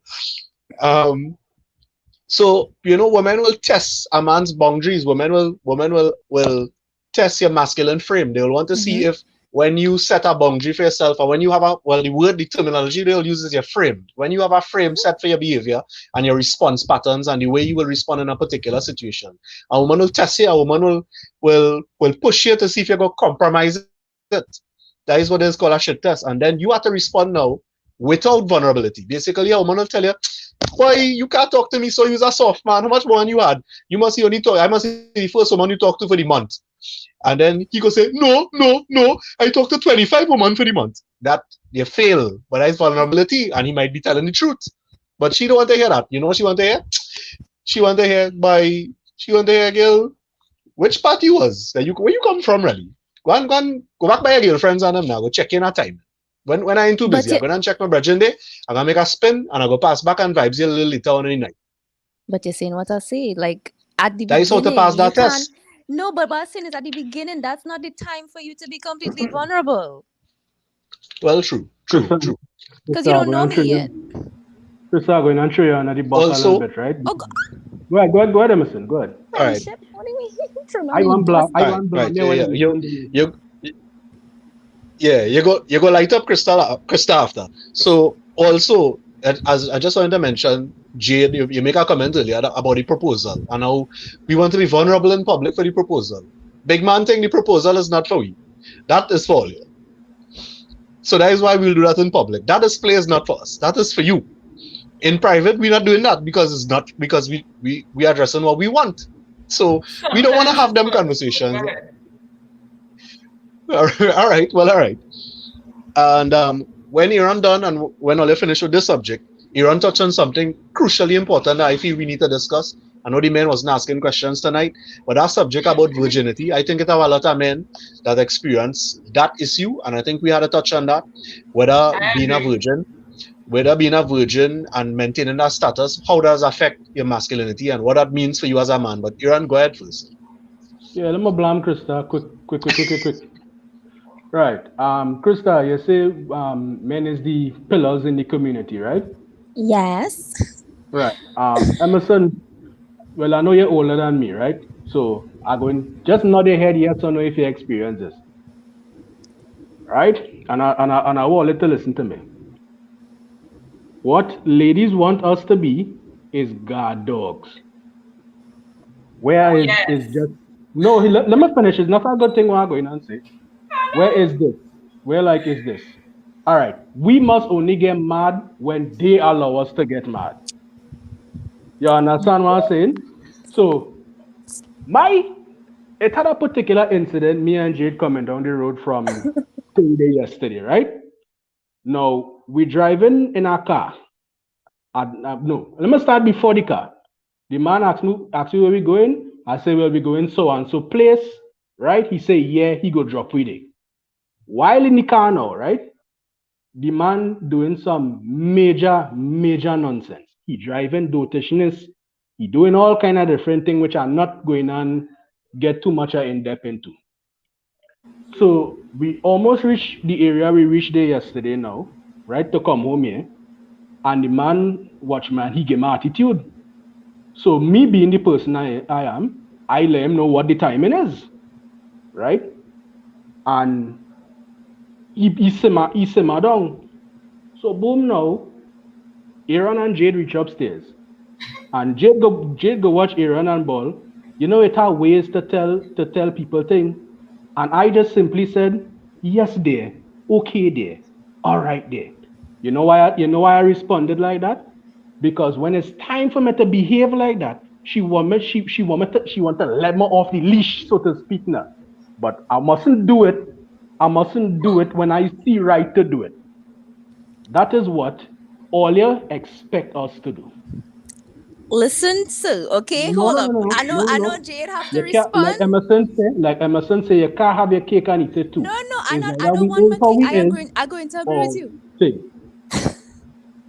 I'm going No, to somewhat because agree with you. Somewhat. Somewhat. Okay, because I am learning this, right? Men know how to deal with men. You see how okay, and I learned this from I Okay, think then pause, pause, pause, pause, wait, pause, wait. pause, pause, wait, pause, pause, let her Let me finish. pause, Let finish. her Let finish. me pause, land my pause, Let plane. pause. her I have a rebuttal for finish. that. I have a rebuttal for that before she continue. Alright. If you know that, right? If you know that, then why must we be a certain kind of way? Because you all deem it that we must be a certain kind of way. Listen, I was about to somewhat agree with you. Okay, so let Go me ahead, Krista, finish. so I can say what I have Okay? to say. I learned this, I believe, from your mom, right? And I don't know if it was a youth meeting or something we were having, but she was talking about um someone she knew disciplining his son in a particular way and she, being frightened by that, right?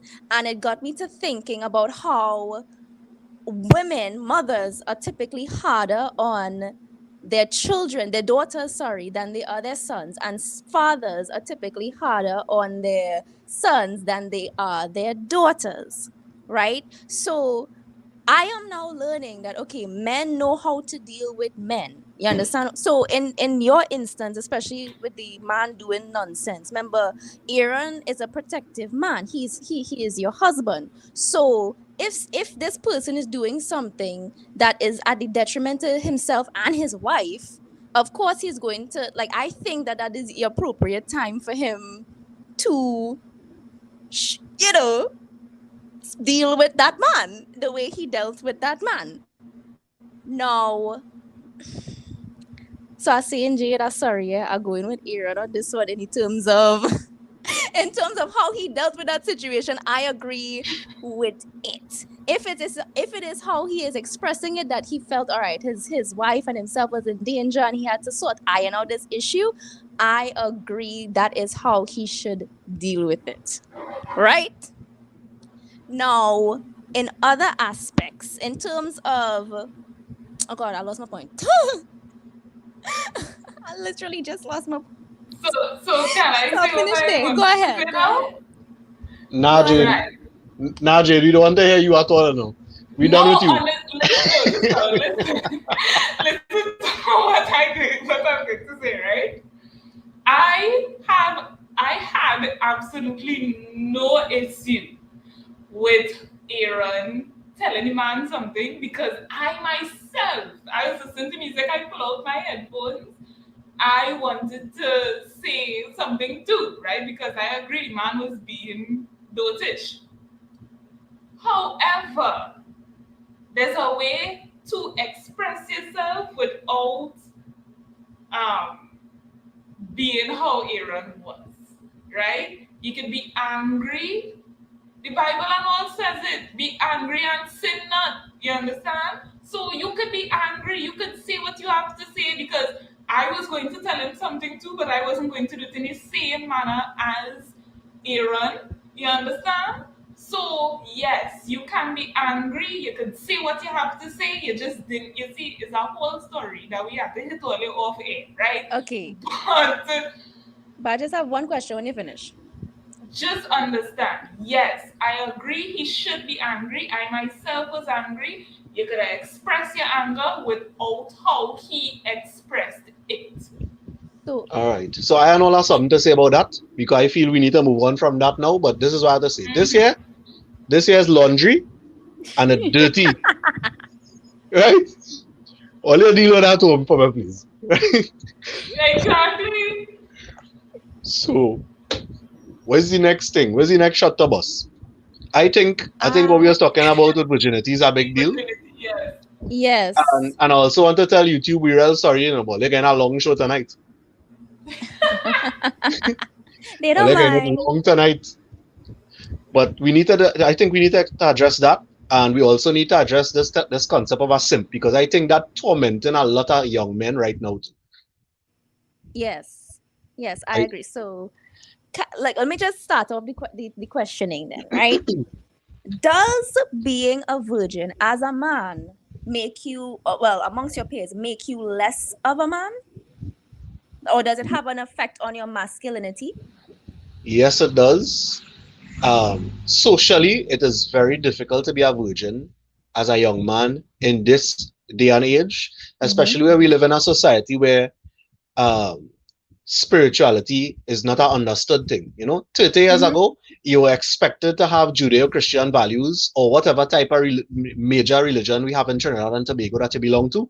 You were Mm-hmm. expected to have those values and you were expected that your behavior would align with those things. So you might Mm-hmm. have been seen as a rebel if you're doing things that outside of that spectrum. But Mm-hmm. now, basically, more than ever, your religious inclination is seen as an option and honestly is seen as a second option. The main option is to live life as you see it fit.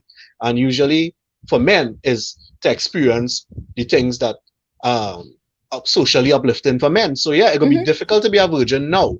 However, I have like the complete polar opposite perspective about how virginity empowers a man. I have the Mm. polar opposite perspective about how virginity empowers a man versus what society thinks. Because the reality is, being a virgin makes you more of a man. It makes you more of a man because as a virgin, you show the ability to display restraint. You're able to delay Discipline. gratification in pursuit of a future goal. The idea here is, yeah, the idea is you have discipline and you have maturity. It means that you have the maturity to invest in your future and to wait for the right partner to bring out the best in you, somebody who can help you to pursue your vision. That is a statement that being a virgin makes. A man who could wait, a man who can't wait, Mhm. different than a child, Yeah. thieving milk and sugar from his mother cupboard, you know, because you have no self-control. You're a slave to your penis and your urges. And not to mention a man who can't wait. And this is a nice subject for women. Well, when I say this is a positive thing for women to hear, not to mention a man who can't wait usually, a man who could wait, I should say, usually is the better sex partner. The fellas who out there running the blood to water, so to speak. running down at a woman and sleeping at everything that they cross paths with. Them fellas usually worse in bed than fellas who pat down. Because, and I'll tell you why. Ladies, pay attention. If any of you on the stream listen to this, if all you never listen to nothing, listen to this. Them fellas later in life, they will place higher value on your body and on your pleasure. They will care about that more than the fellow who sleep around. Because the fellow who sleep around, all he really concentrating on, and this goes sound crass, all he really care about is breaking. But the men who, it sounds terrible, right? But that's the truth. But the men who preserve themselves for later in their life, they will place more value on their spouse and on the experience and on meeting her needs. He more likely to enjoy the experience, because usually when you wait a long time for something and you eventually get it, you'll be more excited about it. But if you're eating KFC every day, then when somebody bring fare the next day, you don't really care about that. Just like I don't know if all your experiences, but when I eat KFC, after that, I don't even want to smell it. Like it has turned me off after I done eat it. So the same attitude fellas like that have when it comes to sleeping around is that, they get tired of women and they get tired of sex because it's meaningless and it's just something to eat. You know what I mean? And when they done eat and their belly full, they don't want to see that again. But for a virgin, it's not that. For a virgin, he's looking forward to a meaningful experience with somebody that he could share more than just he bed with and he penis. You know what I mean? So that makes a virgin a significantly greater person than somebody who's sleeping around. So that's just something to think about. What do you think, Aaron? Yeah, I think kudos to Emerson and his views. Um, Personally, yes, the virgin talk does get to you when there's a man, and I can't say I really experienced what Emerson talking about it because you can't equate sex to KFC. You can't equate sex to KFC to me.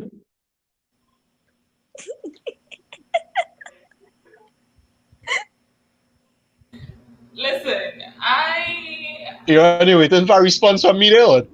Yeah, waiting for a response from you, sir. Go ahead, Jade. Go ahead.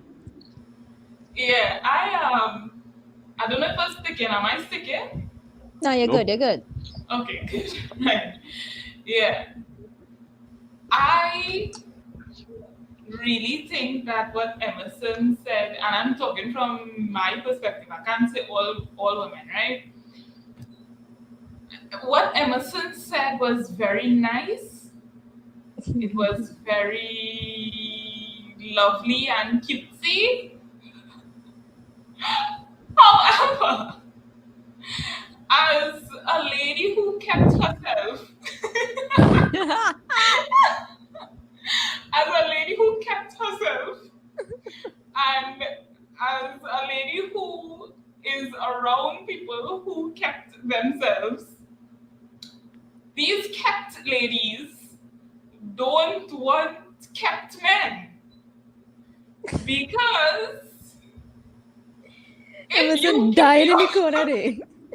if you keep yourself and I keep myself, I mean, how we going to know what to do? That is one thing, right? When you're finished. That is one belief system, right? Another thing is I just find that the man needs to have some sort of experience, and this is very sexist because society. Okay, men will want virgin women, right? Most of the time, men will want virgin women, even though I heard that some men don't even want a virgin woman. Then them find like too much work, right? Or some say they just want women with less experience. Yeah, they just want women with less experience. And some of them just want virgin women or not at all, right? But however, men will want virgin women. But I'm telling you, from the female perspective, or the females that I have been around, they don't want virgin men. They don't want that because it also, just like how the men will clown other men for being virgins, some women will do that as well because it's like, okay, um, well, you know, you can't teach me nothing, and I don't want to learn with you. I just being honest, I don't want to learn with you. I want you to teach me everything. I don't want to. I don't want me and you say no, and we have to decide a plan. No, no, no. I just be no. That lame. No. Can I speak now? Yes. Okay. So I am part of the crew that, Jade hangs around. But let me sort of play on Emerson's side a little bit. Right. Let me sort of play on his side just a little bit. I do like I agree with Jay that what you say sounds very nice. And it sounds actually very attractive, right? The whole the masculinity part, the discipline part that hey, stop it. The masculinity part that he talks about and the discipline, I find that to be very attractive in men. The discipline part, right?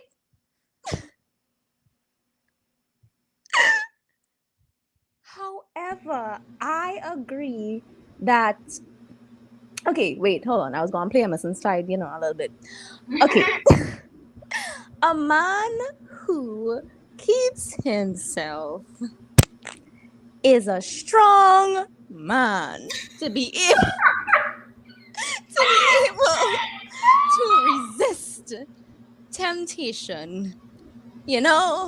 Listen, I applaud you, sir. I really do. I do. However, Are you ready to stop talk now? Because are you ready? Sorry. I tried. I tried.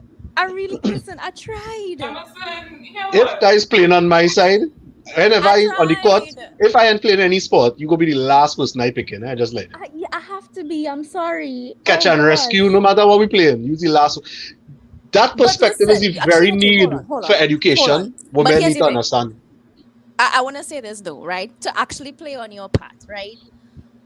Even though I or Jade may not be the type of woman who would want to learn with you in that regard, right? Like to sit down and like strategize and okay. There are women out there, I am sure, who wouldn't mind learning with you, because here's the thing, let's be real, right? Everybody learns sex. Men learn sex, right? And it takes a bit of time, I guess. I don't know. I've never had sex, so I don't know. But I guess when you're with your partner, you're signing up for a lifetime, right? Honestly, you're signing up for a lifetime with this person. Okay? When you say I do, typically we're not expecting divorce. So realistically, the time frame for you to learn sex in comparison to your life spent together is probably going to be short. So, shout out to those. Shout out to those who do it. You done there? Yeah, done. Sorry. You done there? No, that is okay. Now I given you my perspective about what I wish I could have been able to boast that I was in that boat, right? Sadly, I am not, but I understand the advantages to having that. And let me tell you something. That perspective all you have is the very reason we need to have conversations like this, because that is a misconception, and you have it already. Hear what you say just now. After all that long speech you give, hear what you say, but I have not had sex. What you know about that? But yet you're convinced already, before you even had any intercourse, that you need to have sex with somebody who had sex before, as though you feel after you have sex, God does sprinkle down sex knowledge onto a man with pixie dust that does make him good at it. No, darling. The man that had sex once or twice or sometimes 10 times, let me tell you something, he ain't no better at it than the virgin. So that misconception only have that because somebody sleep with a woman a couple of times, that make them qualify to teach you. That is rubbish. That is rubbish at the highest order. So It's not the sex with a set of qualified to teach partners, even if us. it's one or two, It's not qualifying, you know. It's not the qualified to teach It's us a part, prefer. It's a preference. is no, it's not even that, It's for let me. us okay, let us take it to the whole he how don't know women view nothing. men, right? Let us look at it as how women view men. It will be very nice to say that, we don't view men a certain way, or we don't view men based on what society has taught us, etc., etc. But that is a lie, right?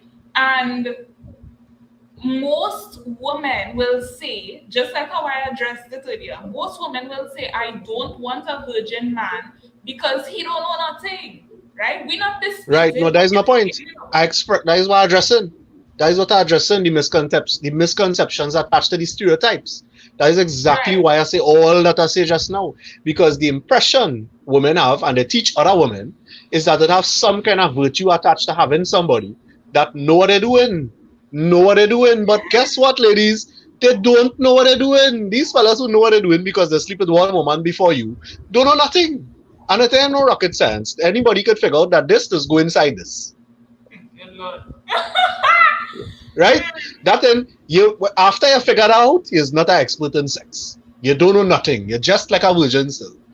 And quite frankly, the attitude that somebody who saved themselves will have towards learning with you will be totally different than the attitude somebody who do it a few times with random people will have towards you. They will just come and chuck something in a hole. Whereas the guy who don't know No, what but he's you doing, can't say that though. well, not everybody. A Okay. generalizing, right? A Yeah. generalizing, but it's not everybody. But the guy who never do it and he treasure in you like something that is a part of him, like the Bible said, to become one flesh. He will put so much more emphasis on being good at it versus the guy who just learned the biology. And that is the man Ole wants. Ole want the man who come in with Ole with biology 101, with something he seen in the childcraft book that he come in to inspect on, that he come in to practice on you, versus a man who come in to give you the ultimate sexual experience because he want that for you. And you saying, nah, I rather the fellow who sleep with Jane, Janet, Shaniqua, and Shanice down the road by the river, however, to come and sleep with me now because he knows Well, something. if the man Go comes ahead, in Iran. I with ain't done, but go ahead, Iran. biology, I'm if saying you're the go on, contradicting yeah, yourself. You're if the contradicting yourself. man, Contradicting Expand myself, eh? on that. Yeah, you're yeah, how? contradicting yourself. Earlier on in the show, you say men does want to do this, Go ahead, Iran. right? I was that I being honest Yes, with you, I'm not right? I contradicting myself. know you're contradicting yourself because Well, I if can a man explain have why I'm not contradicting myself. Go ahead. I'm going to explain how he is contradicting himself. So, Well, good if luck. a man have sex so much times, right? Then if every time he have sex with a particular person, you want to get better at it. Correct or wrong? Based on what you said. Based on what you said, correct or wrong? Wrong. How it wrong is what you said, so what you say is wrong No, then. I didn't say that. I said the man who's a virgin will want to get better at it. The Yeah, other but earlier man on the just show, want I to sleep with addressed a you new earlier girl. on with your thing. Earlier you say men want to beat the chest and say yes, they do a good work. Did you not Correct. say that? Correct. Then you But are guess what? contradicting yourself, sir. No, because the Yes. virgin in a better position to beat the chest than the man who sleep with other women. That is why I'm not The contradicting myself. virgin, the He in a better virgin, position. the virgin is also in a better position to finish first. Yeah, he might finish first today, but you're playing the long game, When you get married, it's not for today alone. You're sure right you're playing the long game. I got You're done playing right. the long game. You're playing the long game. And let me tell you something, and I'll address where you say it too. A man who sleep with 100 women very unlikely to be better at sex than a man who sleep with 2 or 3 women. And let me tell you why. The man who sleep with 100 women, you know what he do? He went to piano class and he take the first lesson in piano. So he know to press 2 little buttons, pung, pung, pung, pung, 3 little thing he could play, right? With 2 finger alone he could play. And then he leave the class and a week passed and he went and he take the first lesson again because the next woman is lesson one all over again. And he playing with two finger again, boom, boom, boom, boom. And guess what? He living out his whole life and he never get to experience anything past the first lesson. But the man who have one woman, he today is lesson one, tomorrow is lesson two, the next day is lesson three. Bet your bottom dollar after a month, 2 months, 3 months, 6 months, that man is an expert in the affairs of that woman that he with. But the man who Yeah, have but 100 that women, man, he ain't that learn man is nothing. an expert. That man is an expert in that one woman. Everybody's Thank not the you. same. Everybody's not the same. You see, the thing about it is you're talking about piano lessons, right? When you're playing a piano, right? Normally you will have a virtuoso to help you practice, and a virtuoso, from what I understand, is a master, right? Right. A Right. virtuoso is a masterful performance. In order to be a virtuoso, you have to learn to play all different types of pianos, right? And not only that, you learn to play all different types of pianos, you learn to be familiar with all different type of pianos.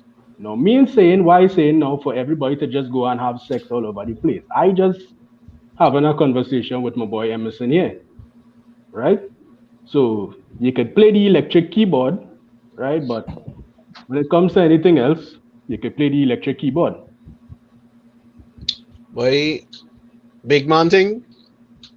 I'll piggyback off your statement that every woman is not the same woman, and that is precisely why I say every time you sleep with a new woman is lesson one again.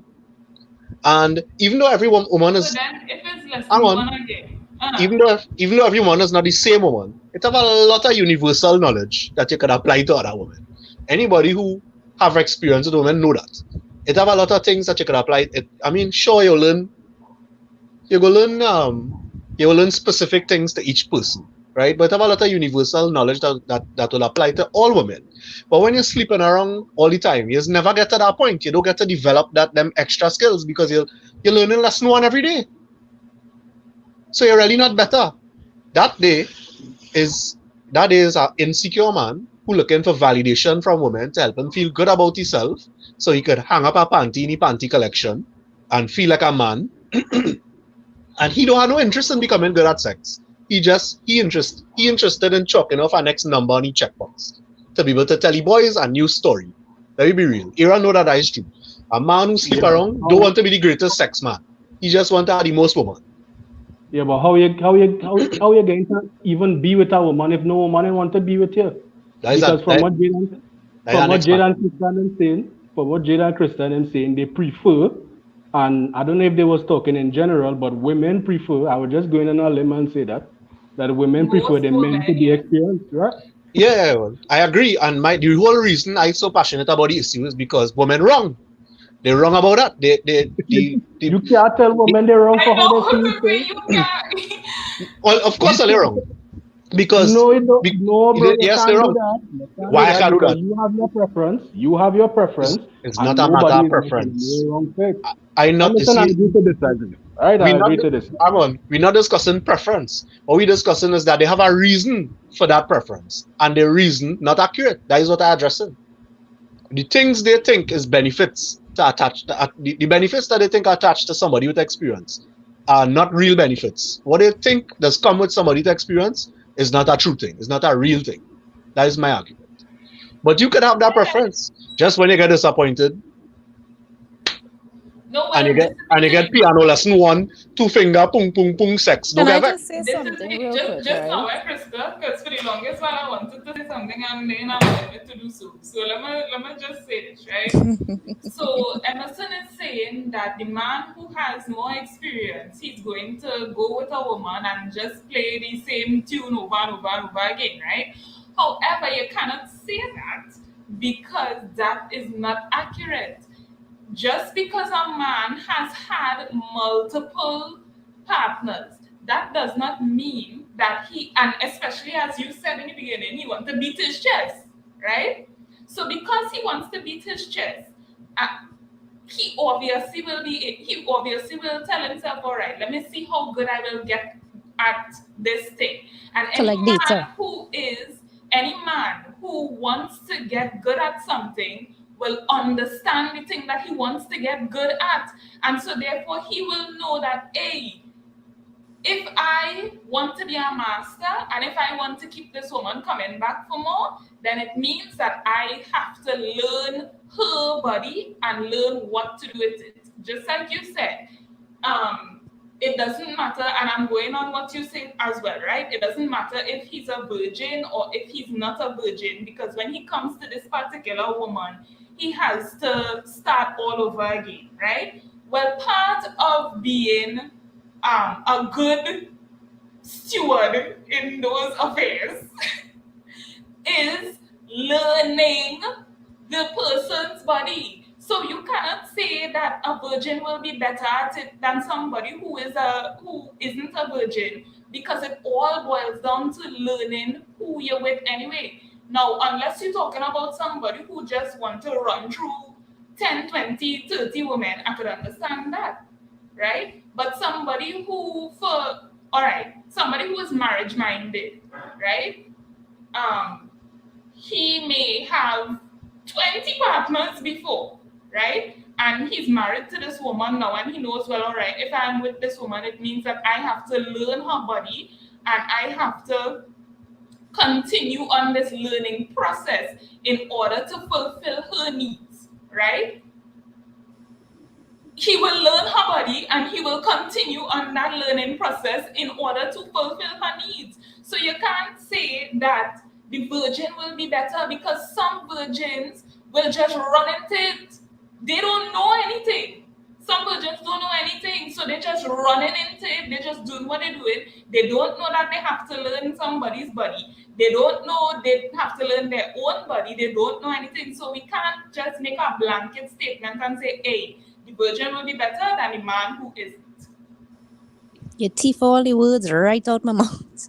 Well, I'm That don't glad make she do that. sense. That don't I'm make glad she sense. teeth the words from your mouth so now I could respond. Don't want you to misunderstand what I'm saying. I'm not saying that the virgin will be better immediately. What I'm saying is not about the actual, it's not about immediate What performance. immediately? Attitude, Yeah. you mean? Exactly. What I'm talking about is the virgin will have a more positive attitude. And this is not a everybody statement. So don't take it, don't apply it to your own life or anything like that. We're talking about generally speaking. I generally speaking too. Right. The argument I'm making is the virgin more likely to have a more positive attitude towards sex and towards pleasing his partner. And he is more likely to apply to attach significance to the sacred nature of sex. I When want you to be didn't have simplistic if we generalize it. when you don't have that sacred nature attached to sex and you're just willing to sleep around, you're not gonna just magically get that back. But somebody who's a virgin, they make it their life's mission with respect to sex to hold it in high esteem and to hold it as a sacred act. So their actions will have congruence with that attitude. That's what I'm trying to say. So even though the virgin not gonna be a crack shot in sex from day one, because he has a different mentality where sex and his woman and her body and pleasing her and the experience is concerned, he is likely to have a different approach to sex over a period of time. That is the argument I'm making. Yes, Whereas, All I I would understand where, the just argument you're hang on, making. just one more thing so one more thing I want to say. With respect to the men who have a lot of women, let me correct you, it's not a man, so you don't know. Men who just sleep around, they're not trying to get real good at sex. Men who just sleep around they care about the numbers. Men who sleep around want to be able to say, I have many friends who just count. They want to say, I had 75 girl. I have a partner who had 180 something more. And he is what he is. I think he's 29. And that's a thing, I mean, but what people don't realize, and there's not even something we bring up, is that sleeping around is subtraction by addition. But there's a next conversation for a whole next podcast. You actually lose by adding numbers. But we don't have time to get into all that now, right? But them fellas don't care about getting good. That is not what it's about for them. Fellas care about the numbers, so they have more stories to tell their boys and more to add to the collection, and they can add an extra stripe to the forearm. I telling you, as a man, it's not about performance. Of course, they go get a little better too. Well, speaking about numbers, I think the only way this conversation could be squashed is if we have data. And unfortunately, we ain't had that. So I would like to segue us into our next topic, please. All right. So there is this construct or this idea of an alpha versus beta man, right? So my question or my first question on this topic is does being beta automatically mean you are a weaker or lesser man or automatically mean you're a simp? Also, what is a simp?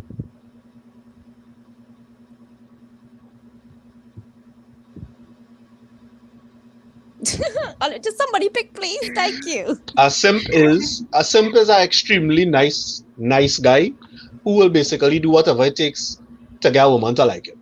He willing to compromise his integrity. He will highly pursue real personality, willing to conform and do whatever he had to do to GT. That is what a simp is. A fella who are one-itis. Basically, he treat every woman that he want like if she's the only woman on planet Earth, no matter what she really like. That is basically what a simp is. A simp is not a man who's treat a woman well. A simp is not a man who sacrifices his own wants and needs and desires for the sake of a woman. That is not a simp. A simp is somebody who will compromise his integrity and his own personality and pretend and hide and do whatever he need to do to get with a woman. That is what a simp is. I have a different definition. Simp is a man who basically put a woman on a pedestal in the sense that is this. She is over him in any shape, form, or fashion that her needs is over his needs, and he is nothing compared to her. Basically, a Unmute. woman worshiper. Basically, a woman worshiper. Yeah, I agree with that too. I also agree with that. You're right. But so sticking to the beta and alpha part, does being beta mean that you are weak and lesser To a point. to a point? To a point. Right? Explain. All right. I don't necessarily believe in the alpha male part of it, but I do believe the beta part of it, right? Now, beta is a very broad topic to discuss. You could be beta meaning that is somebody who could not stand up for themselves, or somebody who can't get woman, or somebody who basically is lesser than who basically inexperienced in all kind of different ways, right? Who somebody would look upon and say, hey, well, he's the weakest link in the crew, right? That is basically what I think a beta is. But not just in like in terms of relationship with women, but in like other aspects as well. Yeah, So like in other business. aspects as well too, yeah. Okay. Okay. All right. Emerson, you have anything to add or comment on?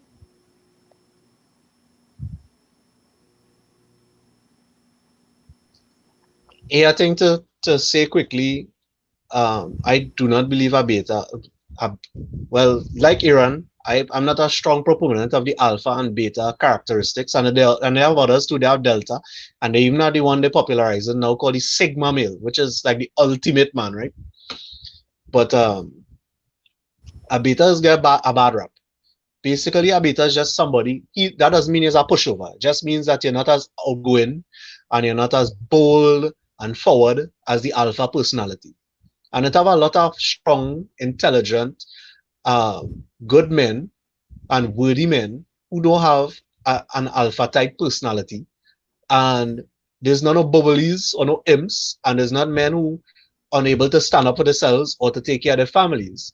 But it's men who may enjoy the approval of other people a little more. It's men who might be a little bit more sympathetic to the needs of others. It's men who will display a little bit more, quote unquote loving characteristics. So basically it's a different type of man. It's not a weaker version of a man. But society will try to has been trying to force this view on us that every man should be an alpha, and if you're a beta, you're just a weaker version of a man. And I don't agree with that perspective at all. It's just a different type of man, and it has some characteristics that negative that a beta might have more tendencies towards, because a beta might become a doormat. Easier for him to do that, and that is not a good thing. Whereas alpha would never be a doormat, but an alpha could also become dominant and abusive. So there are tendencies that both types of personalities likely to go in too much in the wrong direction, in the direction that is trend towards. But Mm-hmm. excuse me, both alphas and betas are, you know, good men belong to both categories. Good worthwhile men in every way, shape, and form. To me, a well, a good man, then an entirely good man is a man that have characteristics that belong to both categories. Okay. All right, Talia. So I know we've been having the time of our lives with this conversation, right? We've been on for like almost 2.5 hours, and I do have more questions, but time time is of the essence, guys, and we gotta get to bed. So if there isn't anything else, there isn't anything else, right, guys? We good? We good? Don't worry, Emerson. We'll continue this conversation at another time. The thing I love Yeah, about this show is about conversation, and we could bring up any topic we want, however many times we want. All we good, right? we good, we good. I'm just laughing at your bedtime, guys. Listen, beauty, eh? There's beauty. Anyway, Olia. All right. Thank you so much for joining us, for commenting, for engaging us in this awesome conversation tonight. I know we all enjoyed it. We enjoyed your input. All right, but it's time for us to go. So, like this video, comment, share it with your friends, subscribe to our YouTube channel. Come on, hear this now. We need more subscribers. We need to spread the word. Subscribe. Follow us on Facebook and Instagram. I don't know the handles. Somebody should put them on the display below. All right. Guys, thank you. Say it with me. Hear this. Come on. Hear Yeah, Yes, this, yes, this now. now. yeah, this, We Like out. nah. it right now. Like, We like, like, out. like, like, like, like, like it. No. All right. Bye Laters, bye. guys.